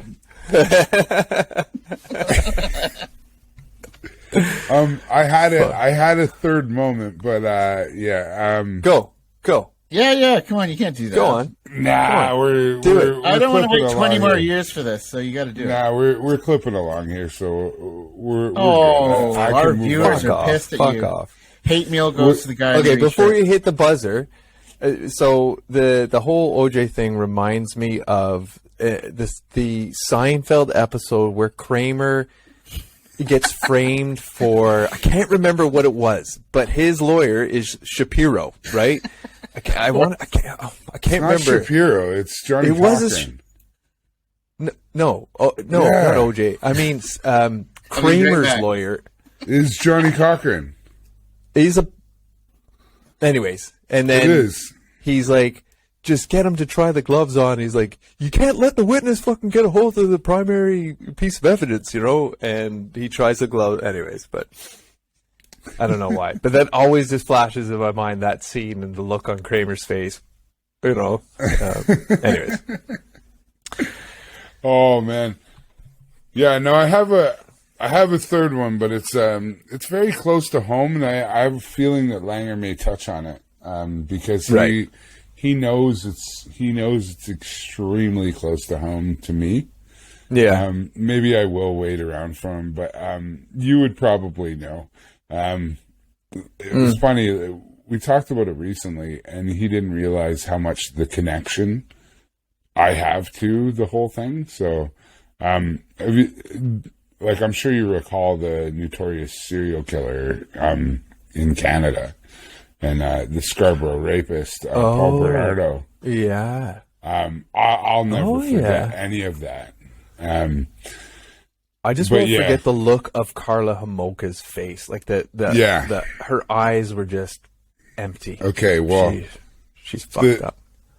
Like, I know Langer was hoping that I would get to this, so I'm on it now. So like, so Paul Bernardo was a serial killer in Canada, Ontario. Yes, Ontario. He was also known as the Scarborough Rapist. Yeah. He's notorious in Canada. I don't know if you guys remember where you were there, but I remember a lot of moments from that because all of this happened in my hometown. Well, I think Carla's now released, right? She has a family. She's in France. She's living in Quebec. Yeah. So all of this went down in my hometown. Fuck off. Really? All of this went down in my hometown. Jesus Carla Christ. Homolka, the story is, so Carla Homolka, she got together with this guy, Paul Bernardo. Paul Bernardo, he was a notorious rapist in Scarborough before that was never caught. He moved down to St. Catharines. They lived in Port Dalhousie, which we touched on earlier, in and around Port Dalhousie. Yep. And Carla Homolka lived 1 block away from my grandmother's house, like literally around the corner. So where their first murder happened was literally around the corner from my grandmother's house. Somerville, do you remember this? Do you remember when this happened? I do. I remember. So it was in summer, wasn't it? Or I can't remember. I remember it was massive. It happened over a few months. So at first there was a girl from Burlington named Leslie Mahaffey, who was abducted. One of my dad's co-workers found a body part while he was fishing, encased in cement. No way, really? In a lake in Lake Gibson. So that's when they initially had found Leslie Mahaffey, and they had pieced together that she was a missing girl that had happened to be abducted in the Burlington, near Hampton, Halton kind of area. And then several weeks later, the neighboring, like the like, you know how in high school you have your school and you always have the rival school? So across town from the rival school, there was a girl that was abducted. Now, when this all happened, I was 12. So 12, 13. So it was right around the time when I was about to go to high school, but I wasn't in high school yet. So I was in like grade 7 or 8. So when all this had happened and they had found the girl's body in Lake Gibson, they initiated a province-wide lockdown and curfew for all kids. So you had to be inside your house by 6 o'clock at nighttime. I remember that. Like it was intense, man. Like I don't remember that. You could not. In our area, in the Golden Horseshoe, I imagine so. Yeah, where it happened. That's where. But primarily. I'm not saying it wasn't. Yeah. Before you go on, though, do you remember growing up? And I remember growing up, and there was this real push on stranger. I guess here they call it stranger danger. Yeah. You know, and like you have the what do they call the local thing? The neighborhood watch, right? They have a sign up in the window, watch, and that was like the safe place. Yeah. And I look back now, and I'm like, that could have been incredibly abused. And then moving, like psychotic people could have put that sign in their window. Yeah, absolutely. I'm in trouble. Come on in. I'm just going to fuck your asshole. Don't worry about it. And then kind of as this thing kind of progressed, oh no! From the rival high school, a girl was abducted. A girl was abducted from rival high school. Kristen French. And her name was Kristen French. Yeah. Now, Kristen French was my hockey coach's girlfriend. At the time of the abduction. So, to this day, there's actually a memorial for Kristen French in front of the arena that I grew up playing in. Because she would come and open the doors. She would be opening the door while you played? While her boyfriend was the coach. Yeah, so a lot of this happened. It was all like really, really, really, really close to home. And then, of course, like he was captured and everything, and it happened literally like all of it happened in my hometown. So you see it and you hear it as one of those notorious crazy Canadian crime stories. Yeah. And for me, that's what I know it as. It was so like, well, that was the thing like for me. It right was in like my neighborhood. But this kind of shit happens in the States. I remember thinking that when this was happening. This doesn't happen in Every Canada. day. You know, this is twisted, sadistic craziness. Like even right now, I kind of got goosebumps just talking about it. You know, that's what happens in the States. Long time. That's pretty close, man. That is fucking close. And Yeah, and early the 90s thing that we're was talking? the thing that was the most fucked up about all of this was when it finally went to court. Because when it finally went to court, they had videotaped everything. Everything. Well, it was he had the sister was involved. The sister. No, the sister was the first death. Yeah, but she was- They killed there was the video footage sister of that. first. Yeah, And there's They drugged her videotapes and of all the raped her and killed her. murders, all the Oh. everything. yeah. It There's was videotapes of it was- everything. it was And like gruesome, man. the thing that was even more absurd, and this is why I can't believe that she's even out, is that he never stopped going to work. So he went to work the entire time, and she didn't have a job. So she was literally at home with the girls all day Captive. long, Yeah. But and but keeping she- them captive without doing anything. And then she played it off as a fear and That's fear right. for her that was life the and thing. everything It like was- that. it was that- And the that's how fear she of got her cop and her plea. And then she did, I think she only did like 10 years. And then she was out. She lived in Montreal. She's had kids. She's Yep, she's married. a family. Changed her She's name. now Who moved is again. the fucker that got her pregnant, man? Hey, Carla, is your last name Homoka? Well, that's the Yeah. thing is her name's Okay. probably not even Carla But- Homolka now. But the, Yeah. the thing is, you have to Yeah, remember is like you can see how this happens because we've all been in high school and like you put a lot of emphasis on things that in the terms of the world don't matter. So you're a young girl, you like this guy, he's awesome, he's amazing, and then he grooms you, and you think that he's just you know what I mean, and that's scary. That's as an adult now with children, that scares me because you know how susceptible and influential kids are, and they'll think this guy is really cool and amazing. I'm like, this guy's a crazy nutcase. Listen, I know what you're saying, Punch Man. Like, she's responsible, and she needs to take responsibility. Absolutely. But I think do it's- understand that travesty. element of this guy had a lot of control over her. You flip the script, and if it was a girl and a guy, I mean, maybe that's society. Like, I couldn't think that, as a guy, I'd be like, fuck you. Like, you're a crazy. See, one fucking thing I've bitch. never- I'm out of here. One thing I've never understood. No, seriously, you're a nutcase. I'm going to go fuck your friend. Like, fuck you. But one thing I've never understood about that case in particular, why the fuck did you even need to cut a deal? You had everything. There was no Yeah. reason to cut a deal. It was all on video, right? Yeah. Like there's absolutely zero reason to cut It was a deal. probably to get Paul never to come out, though, right? Yeah. Yeah, They yeah, want yeah. to. They want to Well, and bury you him. look at Canada and the way some of their laws are. Oh, they're- life sentence in they're Canada is absurd. 25 years or something stupid. Yeah. Yeah, I know. It's kind of like in New Zealand. Like, you get a life sentence. I'm like, what is that, 15 years? Yeah. Like, that's, Yeah. that's nothing. I'll see you in 10 No, with good no. behavior. Exactly. Yeah. Like, it's, But it's yeah. a bit of a joke.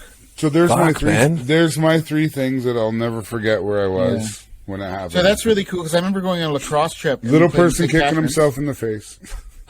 Yeah, no, I can see that. That's the highlight. I remember going on a lacrosse trip to St. Catharines, and we drove by Paul Bernardo's house, and it was boarded up and heavily graffitied. Like, it was before they tore it down, and I remember driving by that, and like you said, I got chills. I'm like, some fucking terrifying shit had gone down in that house. I'm surprised it's still here. Yeah, it's still a little eerie when I go home because the site of the first murder, like the sister, that house is literally a block and a half from my house that I Yeah. grew up in when I was a kid. Like I literally walked by it every day. Yeah. It was. Like you guys are gonna think I'm a homer, but if I was to live in Ontario, there's two places that I would move to: Ottawa and St. Catharines. Why St. Catharines? Well, I dated a girl that went to Brock, and I used to go down there every second weekend, and I loved that area. You're close to Niagara Falls. Yeah, you're kind of right in the middle of St. everything. Catharines it's a beautiful town. It is. You know? Yeah.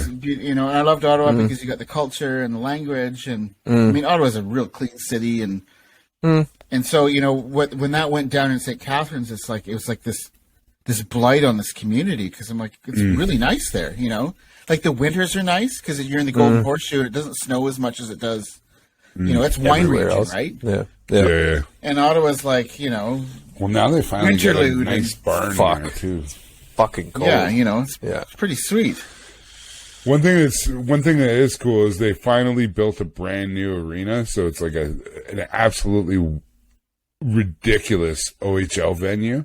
Yeah, state of the art. Because it's only a couple years old, and then my little cousin got to open it. He did the first show there ever, which was pretty cool. Did you ever go to the old one in Niagara Falls? Oh yeah. I heard that was a bit of a barn. I played there myself. Yeah, What'd you play? It was great. What instrument you played? Did you play bass?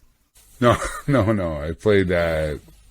Just hanging out on that E string, just hard. What was I? For 4 hours? Third line D man, midget juvenile. Okay, so you're just allowed to fight twice in a game. You're hoping they're dumping it in your corner. No. I didn't want them to dump it into my corner. I wanted them to dump hockey gloves. I wanted to dump it out of the zone. I wanted them to try to put it up the boards out of their own zone, and then I'd pinch. All right. And then blame it on someone else. All right, let's fly into the third here. As we're approaching 2 hours. 2 hours. So like in 1980s KFC, when they used to have a bucket, and then if you had money, you could get the barrel of chicken. A barrel. I don't remember a barrel. Yes, you could get a barrel.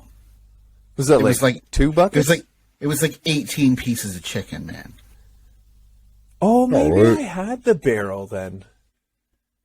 By yourself, or did you share it with your family? No, it was the family. It was a family meal, definitely. The barrel, yeah.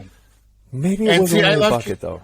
I only went to KFC on Toonie Tuesday, bro. I've got a very deep sort of... I never ate a lot of it because for me it was kind of like the cocaine fast food. Like you knew what you're getting into is not a good thing to do. Yeah. It's delicious, but it's not good for you and you shouldn't be doing this. But the thing I miss... And you always want more. Always. Especially when it's cold. And you open that fridge and you see that bucket in there, that barrel, and you are diving headfirst into that. I forgot about that cold KFC. Because all the juice and all that grease just sort of congeals and solidifies, and it's manageable. I'm not making my period with KFC, but I think it's important to bring this up. One of the things I don't like about KFC in New Zealand is I at home I miss the macaroni salad. See, here it's coleslaw, potato, and gravy. At home, it's the atomic green coleslaw. It's atomic green. Atomic green. That's right. I wanted to say the macaroni was green, but no, it was the coleslaw. No, it's coleslaw. But the macaroni is, you can't replicate it. It comes from another planet.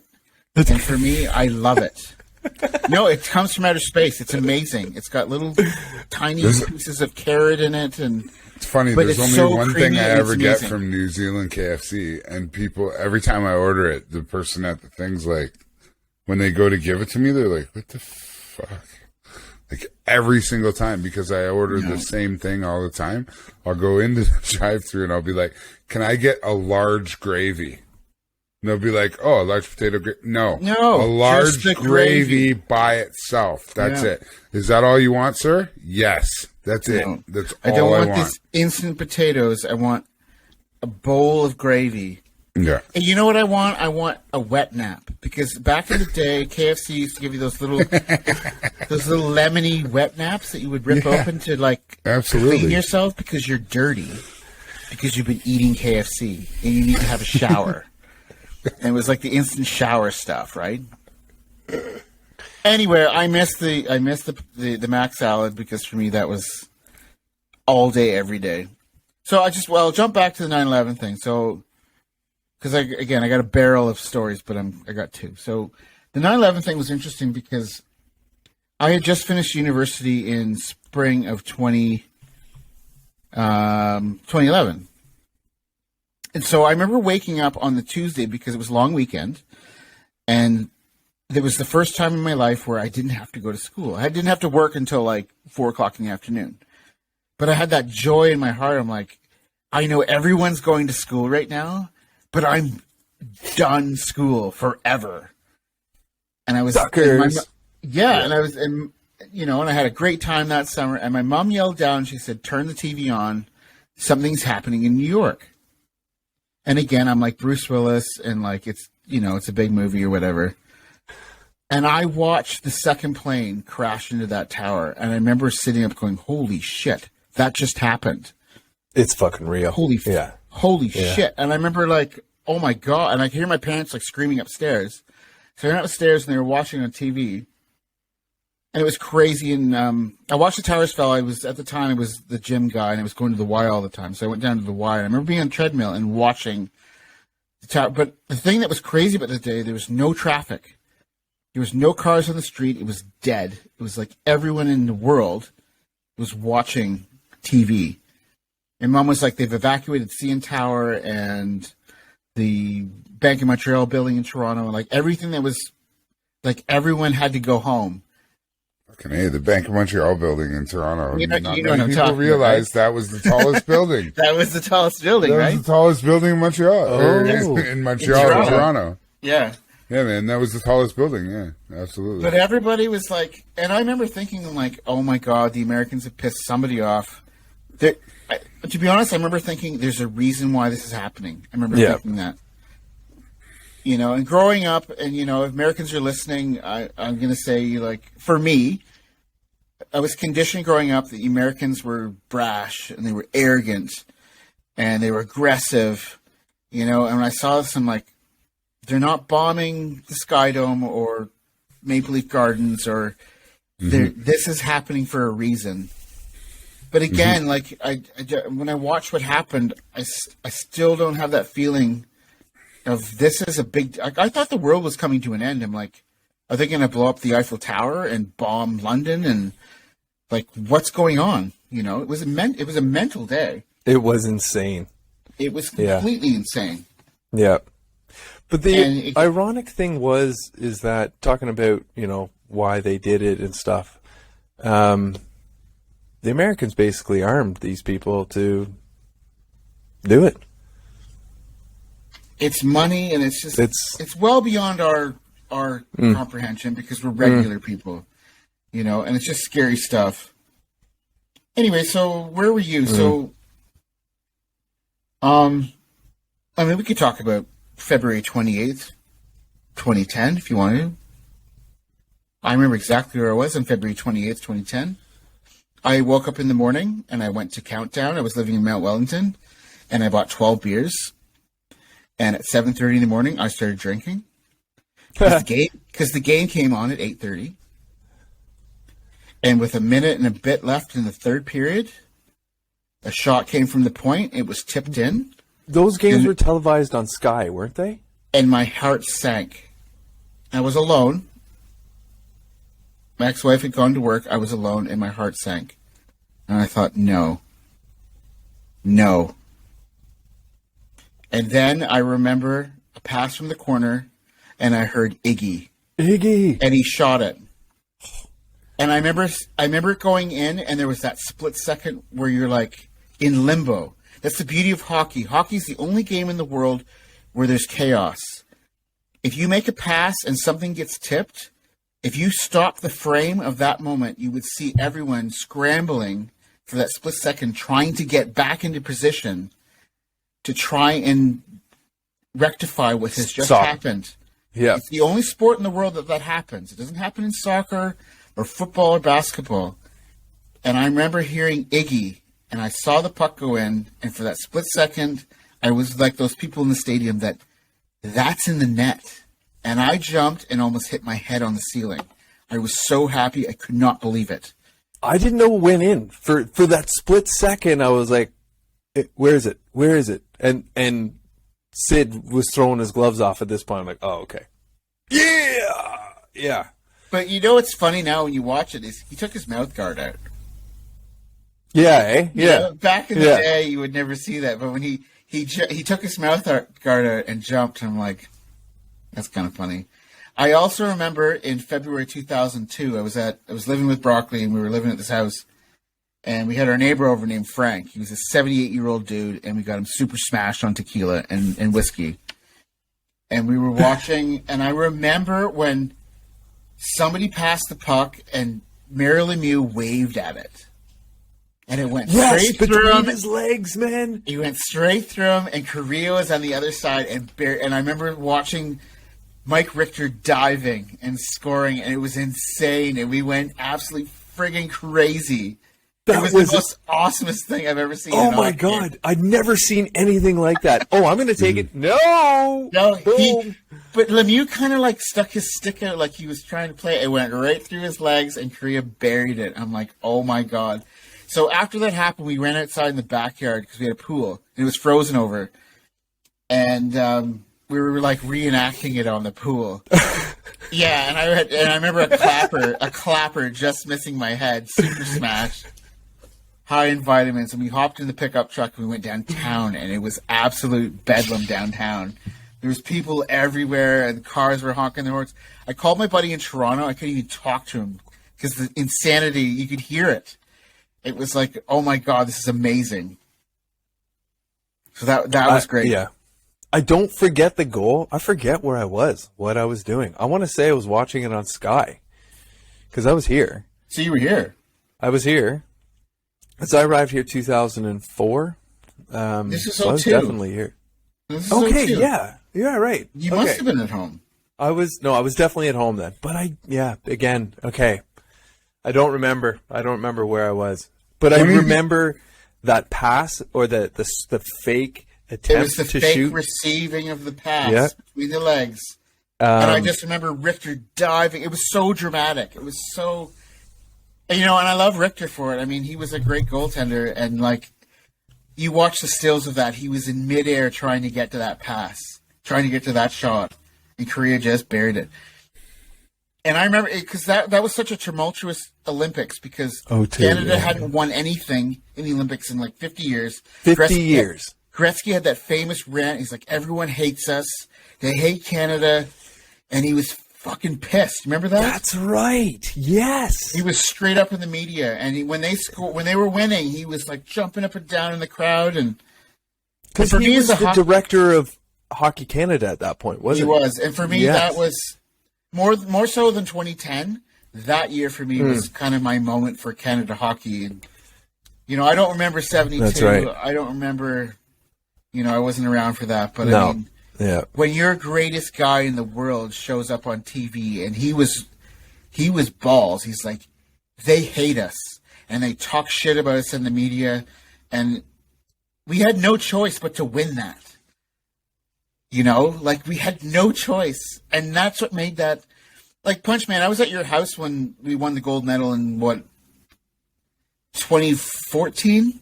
The game was on at, 3 in the morning, and we were, partying since, 8. That was the clinical win against Sweden, wasn't it?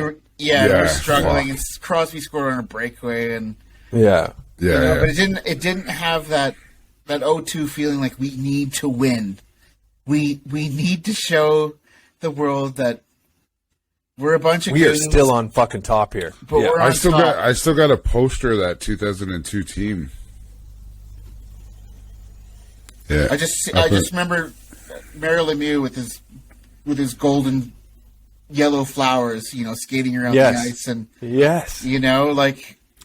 and again with Sakic and man, what a team Lindros that was. On that and team Lindros too, was right? on that team and Ryan Smith and And then they had like whatchamacallit, on the back end they had like Scott Stevens, Adam Foote. Jovanovski, Adam Foote. But it started Adam off wrong Foote, because as a Leaf fan, Rob Blake. The goalie that started the tournament was Curtis Joseph, and he was a Leaf. Yeah. And Pat Burns was the coach. And then I remember in Luongo. game 1 they got smoked by Sweden. Yeah. And then that's when they put Brodeur in, and it was all good. And I still remember it. And again, Was Leaf fan, Luongo the third goalie on that? No, that was oh yeah, maybe That was it an A. Maybe. Because in Torino, fuck, that was a disaster. Torino, that was a disaster. No, we don't talk about that. No, we But don't. I remember after that Olympics, they had a ceremony in Toronto for the gold medal winners. So Pat Burns was there and Chris Joseph. And Joseph came out, and Pat Burns put his hand out to shake Joseph's hand, and Joseph didn't shake his hand. And we were like, wow. Wow. So it was pretty crazy. Wow. That would be a hard, tough pill to swallow, right? I mean, it's cutthroat at that level. You know, you got to perform or you're done. Listen, you need to suck your shit up, and you need to sort it out because, For your country. you know, You're there to win. Yeah. You know, I remember that last Olympics. I mean, there were superstars sitting on the bench. When in their career have they ever, Right, like everyone talks about penalty killers and penalty killers and all that stuff. I'm like, the best players in the NHL today played in all positions growing up. They killed penalties. They were on the power play. Like, can you imagine being like John Tavares or, you know, you're sitting at Corey or Jonathan Taves, you're sitting on the bench. You're probably going to get one shift in the third period. You know, in that in that 2010 Olympics, that was the coming out party for who's the guy who plays for LA? Oh, Mike Richards? No, defenseman. Oh, you mean Doughty? He was 19 and he was amazing. Yeah. Like amazing. Yeah. So can you imagine being Adam Foote or Al McInnes and like you're not playing because this 19-year-old guy is on fire and doing spinoramas on the blue line. Yeah. And throwing laser passes like next to the like it's not to the side of the net. Like he was amazing. So I remember that stuff. And so anyway, so here's my story. So I don't know if you guys remember this. So do you remember the Boxing Day tsunami? Oh, yeah. In 2004. It was the Indonesian tsunami. Yes. Do you remember that? I think I was here. Okay. Or was I? So I'd gone down to Thailand 2 weeks before the end of December. And so I was with my ex-wife at the time, and we'd gone to all the islands and stuff and had a great time. So on the Boxing Day morning, I remember getting up and we went down to the beach and we had breakfast on the beach. Now, the night before, I had had a super time. So we befriended these Norwegian dudes. The bartender was awesome, and we got power smashed. Like, absolutely power smashed. Woke up, terrible situation. Went down, had breakfast on the beach. Let me die. Oh, my God. Like, horrible. So that day, we were going to get on the shuttle to the airport to go back to Bangkok. So we were just sitting. So I remember sitting outside my hotel room, and I was writing a postcard. And I'm sitting there. Our bags are packed, literally sitting outside the room. And this guy comes running up the road, and he goes, "Water's coming. Water's coming." So I'm like, "All right." And I have some. Like, I'm not thirsty. I got a Coke. That's fine. Thank you. So I have. Did you know what he meant? No. I didn't really understand. I had footage on back in the day we had an old digital camera, right? And I took a photo. Yep. So when he said that, I remember leaning out and taking a photo. And like when you think of a tsunami, I always think of like a tidal wave, right? You know, like 100 feet tall, fucking right? crazy. Yeah. But it wasn't that. I looked down the road and it was like this brown wall. It was like a wall of water, like perfectly like cut off. And you could see it moving really slowly. So I realized shit was serious because this isn't just some like, this is the guy who like has the bar on the beach. These are local guys. The British are coming. Yeah, the redcoats are coming and he's running. So I grabbed my bag and I told my ex, I'm like, we got to fucking go. So we ran around the back of where we were staying and I could see the water start coming through the jungle. Like it's this wave of water coming through. I'm thinking, oh my God. So we ended up at this fence, and the fence line around the resort was barbed wire. So myself and this buddy, we threw our sweatshirts over it and pulled it down so people started climbing over this fence thing. So we climbed over. So the water's not coming in like fast and hard, but it's starting to pool up. No idea what's going on. No idea. So we start going down this road, and we come out to this clearing, and it's just all these people on like mopeds and people like running down the road. The moment I realized shit was serious is this guy had come out of the jungle on an elephant. Like, I'm not shitting you. Yeah. He's on this elephant, and he's like fucking, hauling ass on this elephant. And everyone else is giving it. And I'm like, oh my God. I know. It sounds crazy. It's nuts. So we ended up sort of up in the jungle, up in this hill. And there was a couple from Vancouver. So we were kind of like, okay, which was good, very comforting when you're in like Thailand. Yeah. So we're kind of like, what's going on or whatever. And by this time you could hear the helicopter circling, and there's all this, gibberish in Thai. And we're like, we don't know what's happening. So we were up there for a couple of hours. And so the guy from Vancouver and I were like, well, we need to go back down and get some stuff. Keep in mind, I've got everything. I've got my passport.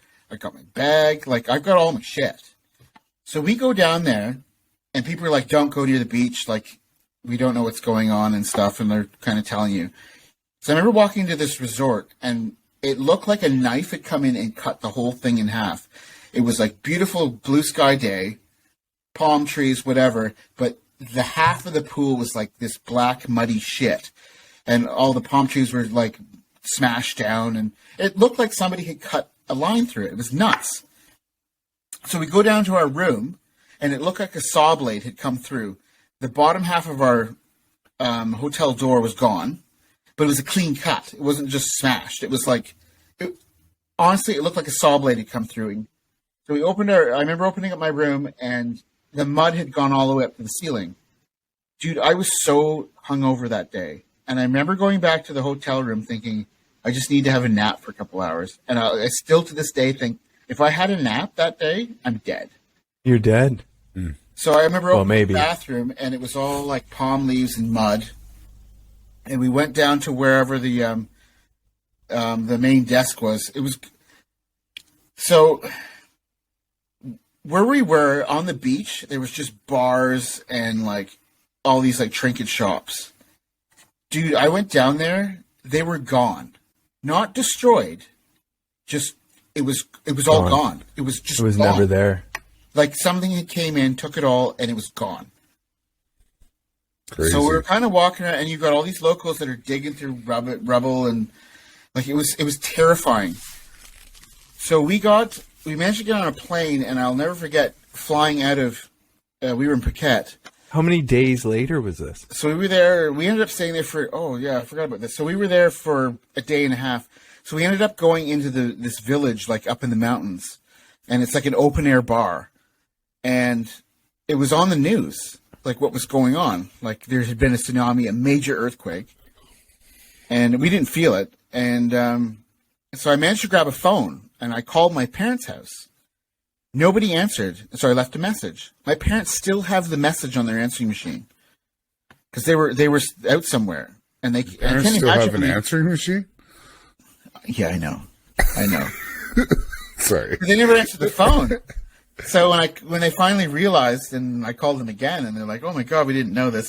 So it was pretty crazy. So we kind of slept in this whatever. So we ended up in the airport in Phuket for a couple of days. Now it's pretty grim because you're just waiting because you don't know when the flight's coming. Yeah, but we started seeing people getting pulled in like bandages and wheelchairs. So we started seeing some people that we had met along our trip, and they were injured and like, you know. So I'm feeling bad because I'm like, I'm fine, and we've got all our shit. You know, we didn't lose anything. And like we went to a couple of islands that they don't exist anymore. Yeah. No, they don't. And that was really fucking crazy. So again, this is before like smartphones and internet and stuff. really, because you don't really know what's going on unless you watch the TV. So I remember that night we got back to Japan, because I was living in Japan, and we went out to the bar in town, and it was all over the news. And then we finally realized what had happened. Like a major earthquake has happened, and, Were you in Japan for Fukushima? No. As well? No, okay. But I had a buddy that I had gone to school here with, who had just moved there, because he had a Japanese wife, and it happened 3 weeks after he moved there. I was like, man, that's the worst. That worst place to go. tsunami, that fucking wall, like I remember watching that wall of water live. And like there were people there was a building there, and then it wasn't there. That was Anyway, sorry. You're talking about tsunami. It's not a tidal wave. It's not like what you think a tsunami is. It's a surge of water that just doesn't stop. Well, it was just a wall of debris, basically. And that's why people die. They get crushed with the debris, and they, it's not the drowning. They get crushed by mud, wood, fucking everything, concrete. So I had no idea. But one of the guys that I was friends with, he was from Vancouver, and he was into diving. So he was out on the. He told me this fucking terrifying story. Like it still. He was out on the ocean. He was out on the ocean, and he goes, the water just kind of disappeared. And the guy on the boat, they come up and he said, "We got to go." They knew right away. They had to leave people in the water to go back. Yeah, can you imagine that? And he said, when we got back to the shore, he's like, there were bodies, and it was like mad, like, holy shit. And he was a bit of a dick. You got to make decisions. He claimed insurance and like got a bunch of fucking digital cameras and a bunch of stuff and whatever. But it was. The thing is what's kind of scared me is because, and I kind of felt really guilty for a long time, was I was there and I was fine. And then when you start seeing what's happening on the news, you're like, how did I get out of this? Not only alive, but I had my bag and my passport and all my shit. Like it was like I was a tourist at a natural disaster. It was mental. Absolutely terrible. Hung over to boot, which is even fuck. Well, again, more impressive. What told that you not still to take scares a me nap? because I don't know, man. I really don't know because I think about that. I think if I just gone in and crashed on the bed and passed it, I'd be dead. I'm done. Right? Because seeing that absolute destruction, there was like I remember seeing a BMW. I have photos somewhere. Seeing a BMW in a tree, and you're thinking, how does that get up in a tree? Like, that's powerful shit. It was nuts. And I remember reading later that wave went around the world 3 times. Yep. The force of that's insane. 3 times it went around the world. Well, I remember, that's crazy. I think it was Christmas. It was Christmas Day, right? And I can't remember if it was Christmas Day in Canada at the same time, but it would remember have been Christmas Day for you in Canada. It's Boxing Day for me. And somebody told me, a lot of people died, right? It was, I want to say 10,000 or up to 10,000 or something like that. It was a significant number. And I remember thinking, holy fuck. And I'm not going to lie to you, because I remember that night, I drank a lot. Like, you know in those days where like, I can't move because I am so smashed. Well, it was Christmas Day. And that was not... And you're on vacation in Thailand. You know what I mean? Like, it is adult land. Party time. So if anybody knows me, I got my nose pierced. So I did it the next day after we got to Bangkok. And I remember walking down Koh San Road. If you've ever been to Bangkok, it's an absolute gong show. So Koh San Road is like the circus. And some guy's like, "Do you want a drink?" I'm like, "Sure." And they throw it like a fake, like a stool, and they give you a bucket full of like vodka and Red Bull, and you're smashed. And I thought, I need to do something. And it was wrecked. I went in and I ended up getting my nose pierced. So if anyone knows me and they see I have a nose piercing, that's what it is. I thought, well, this will remind me of that time that I didn't die in a natural disaster. Fuck. Absolutely mental. That is insane. And I don't see anybody topping that, so...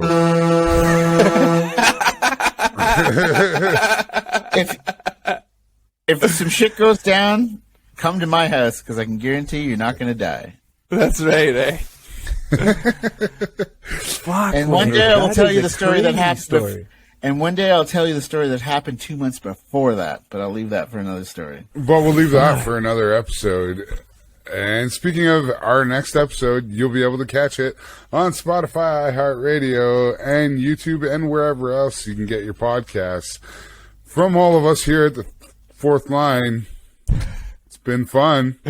Keep your stick on the ice. That's right. Absolutely. Don't take those afternoon naps. That's And if you're tired, get off the ice. I'm just sitting on a bench with two good friends of mine. That's why I'm riding the pine, with Punchy Langer in summertime.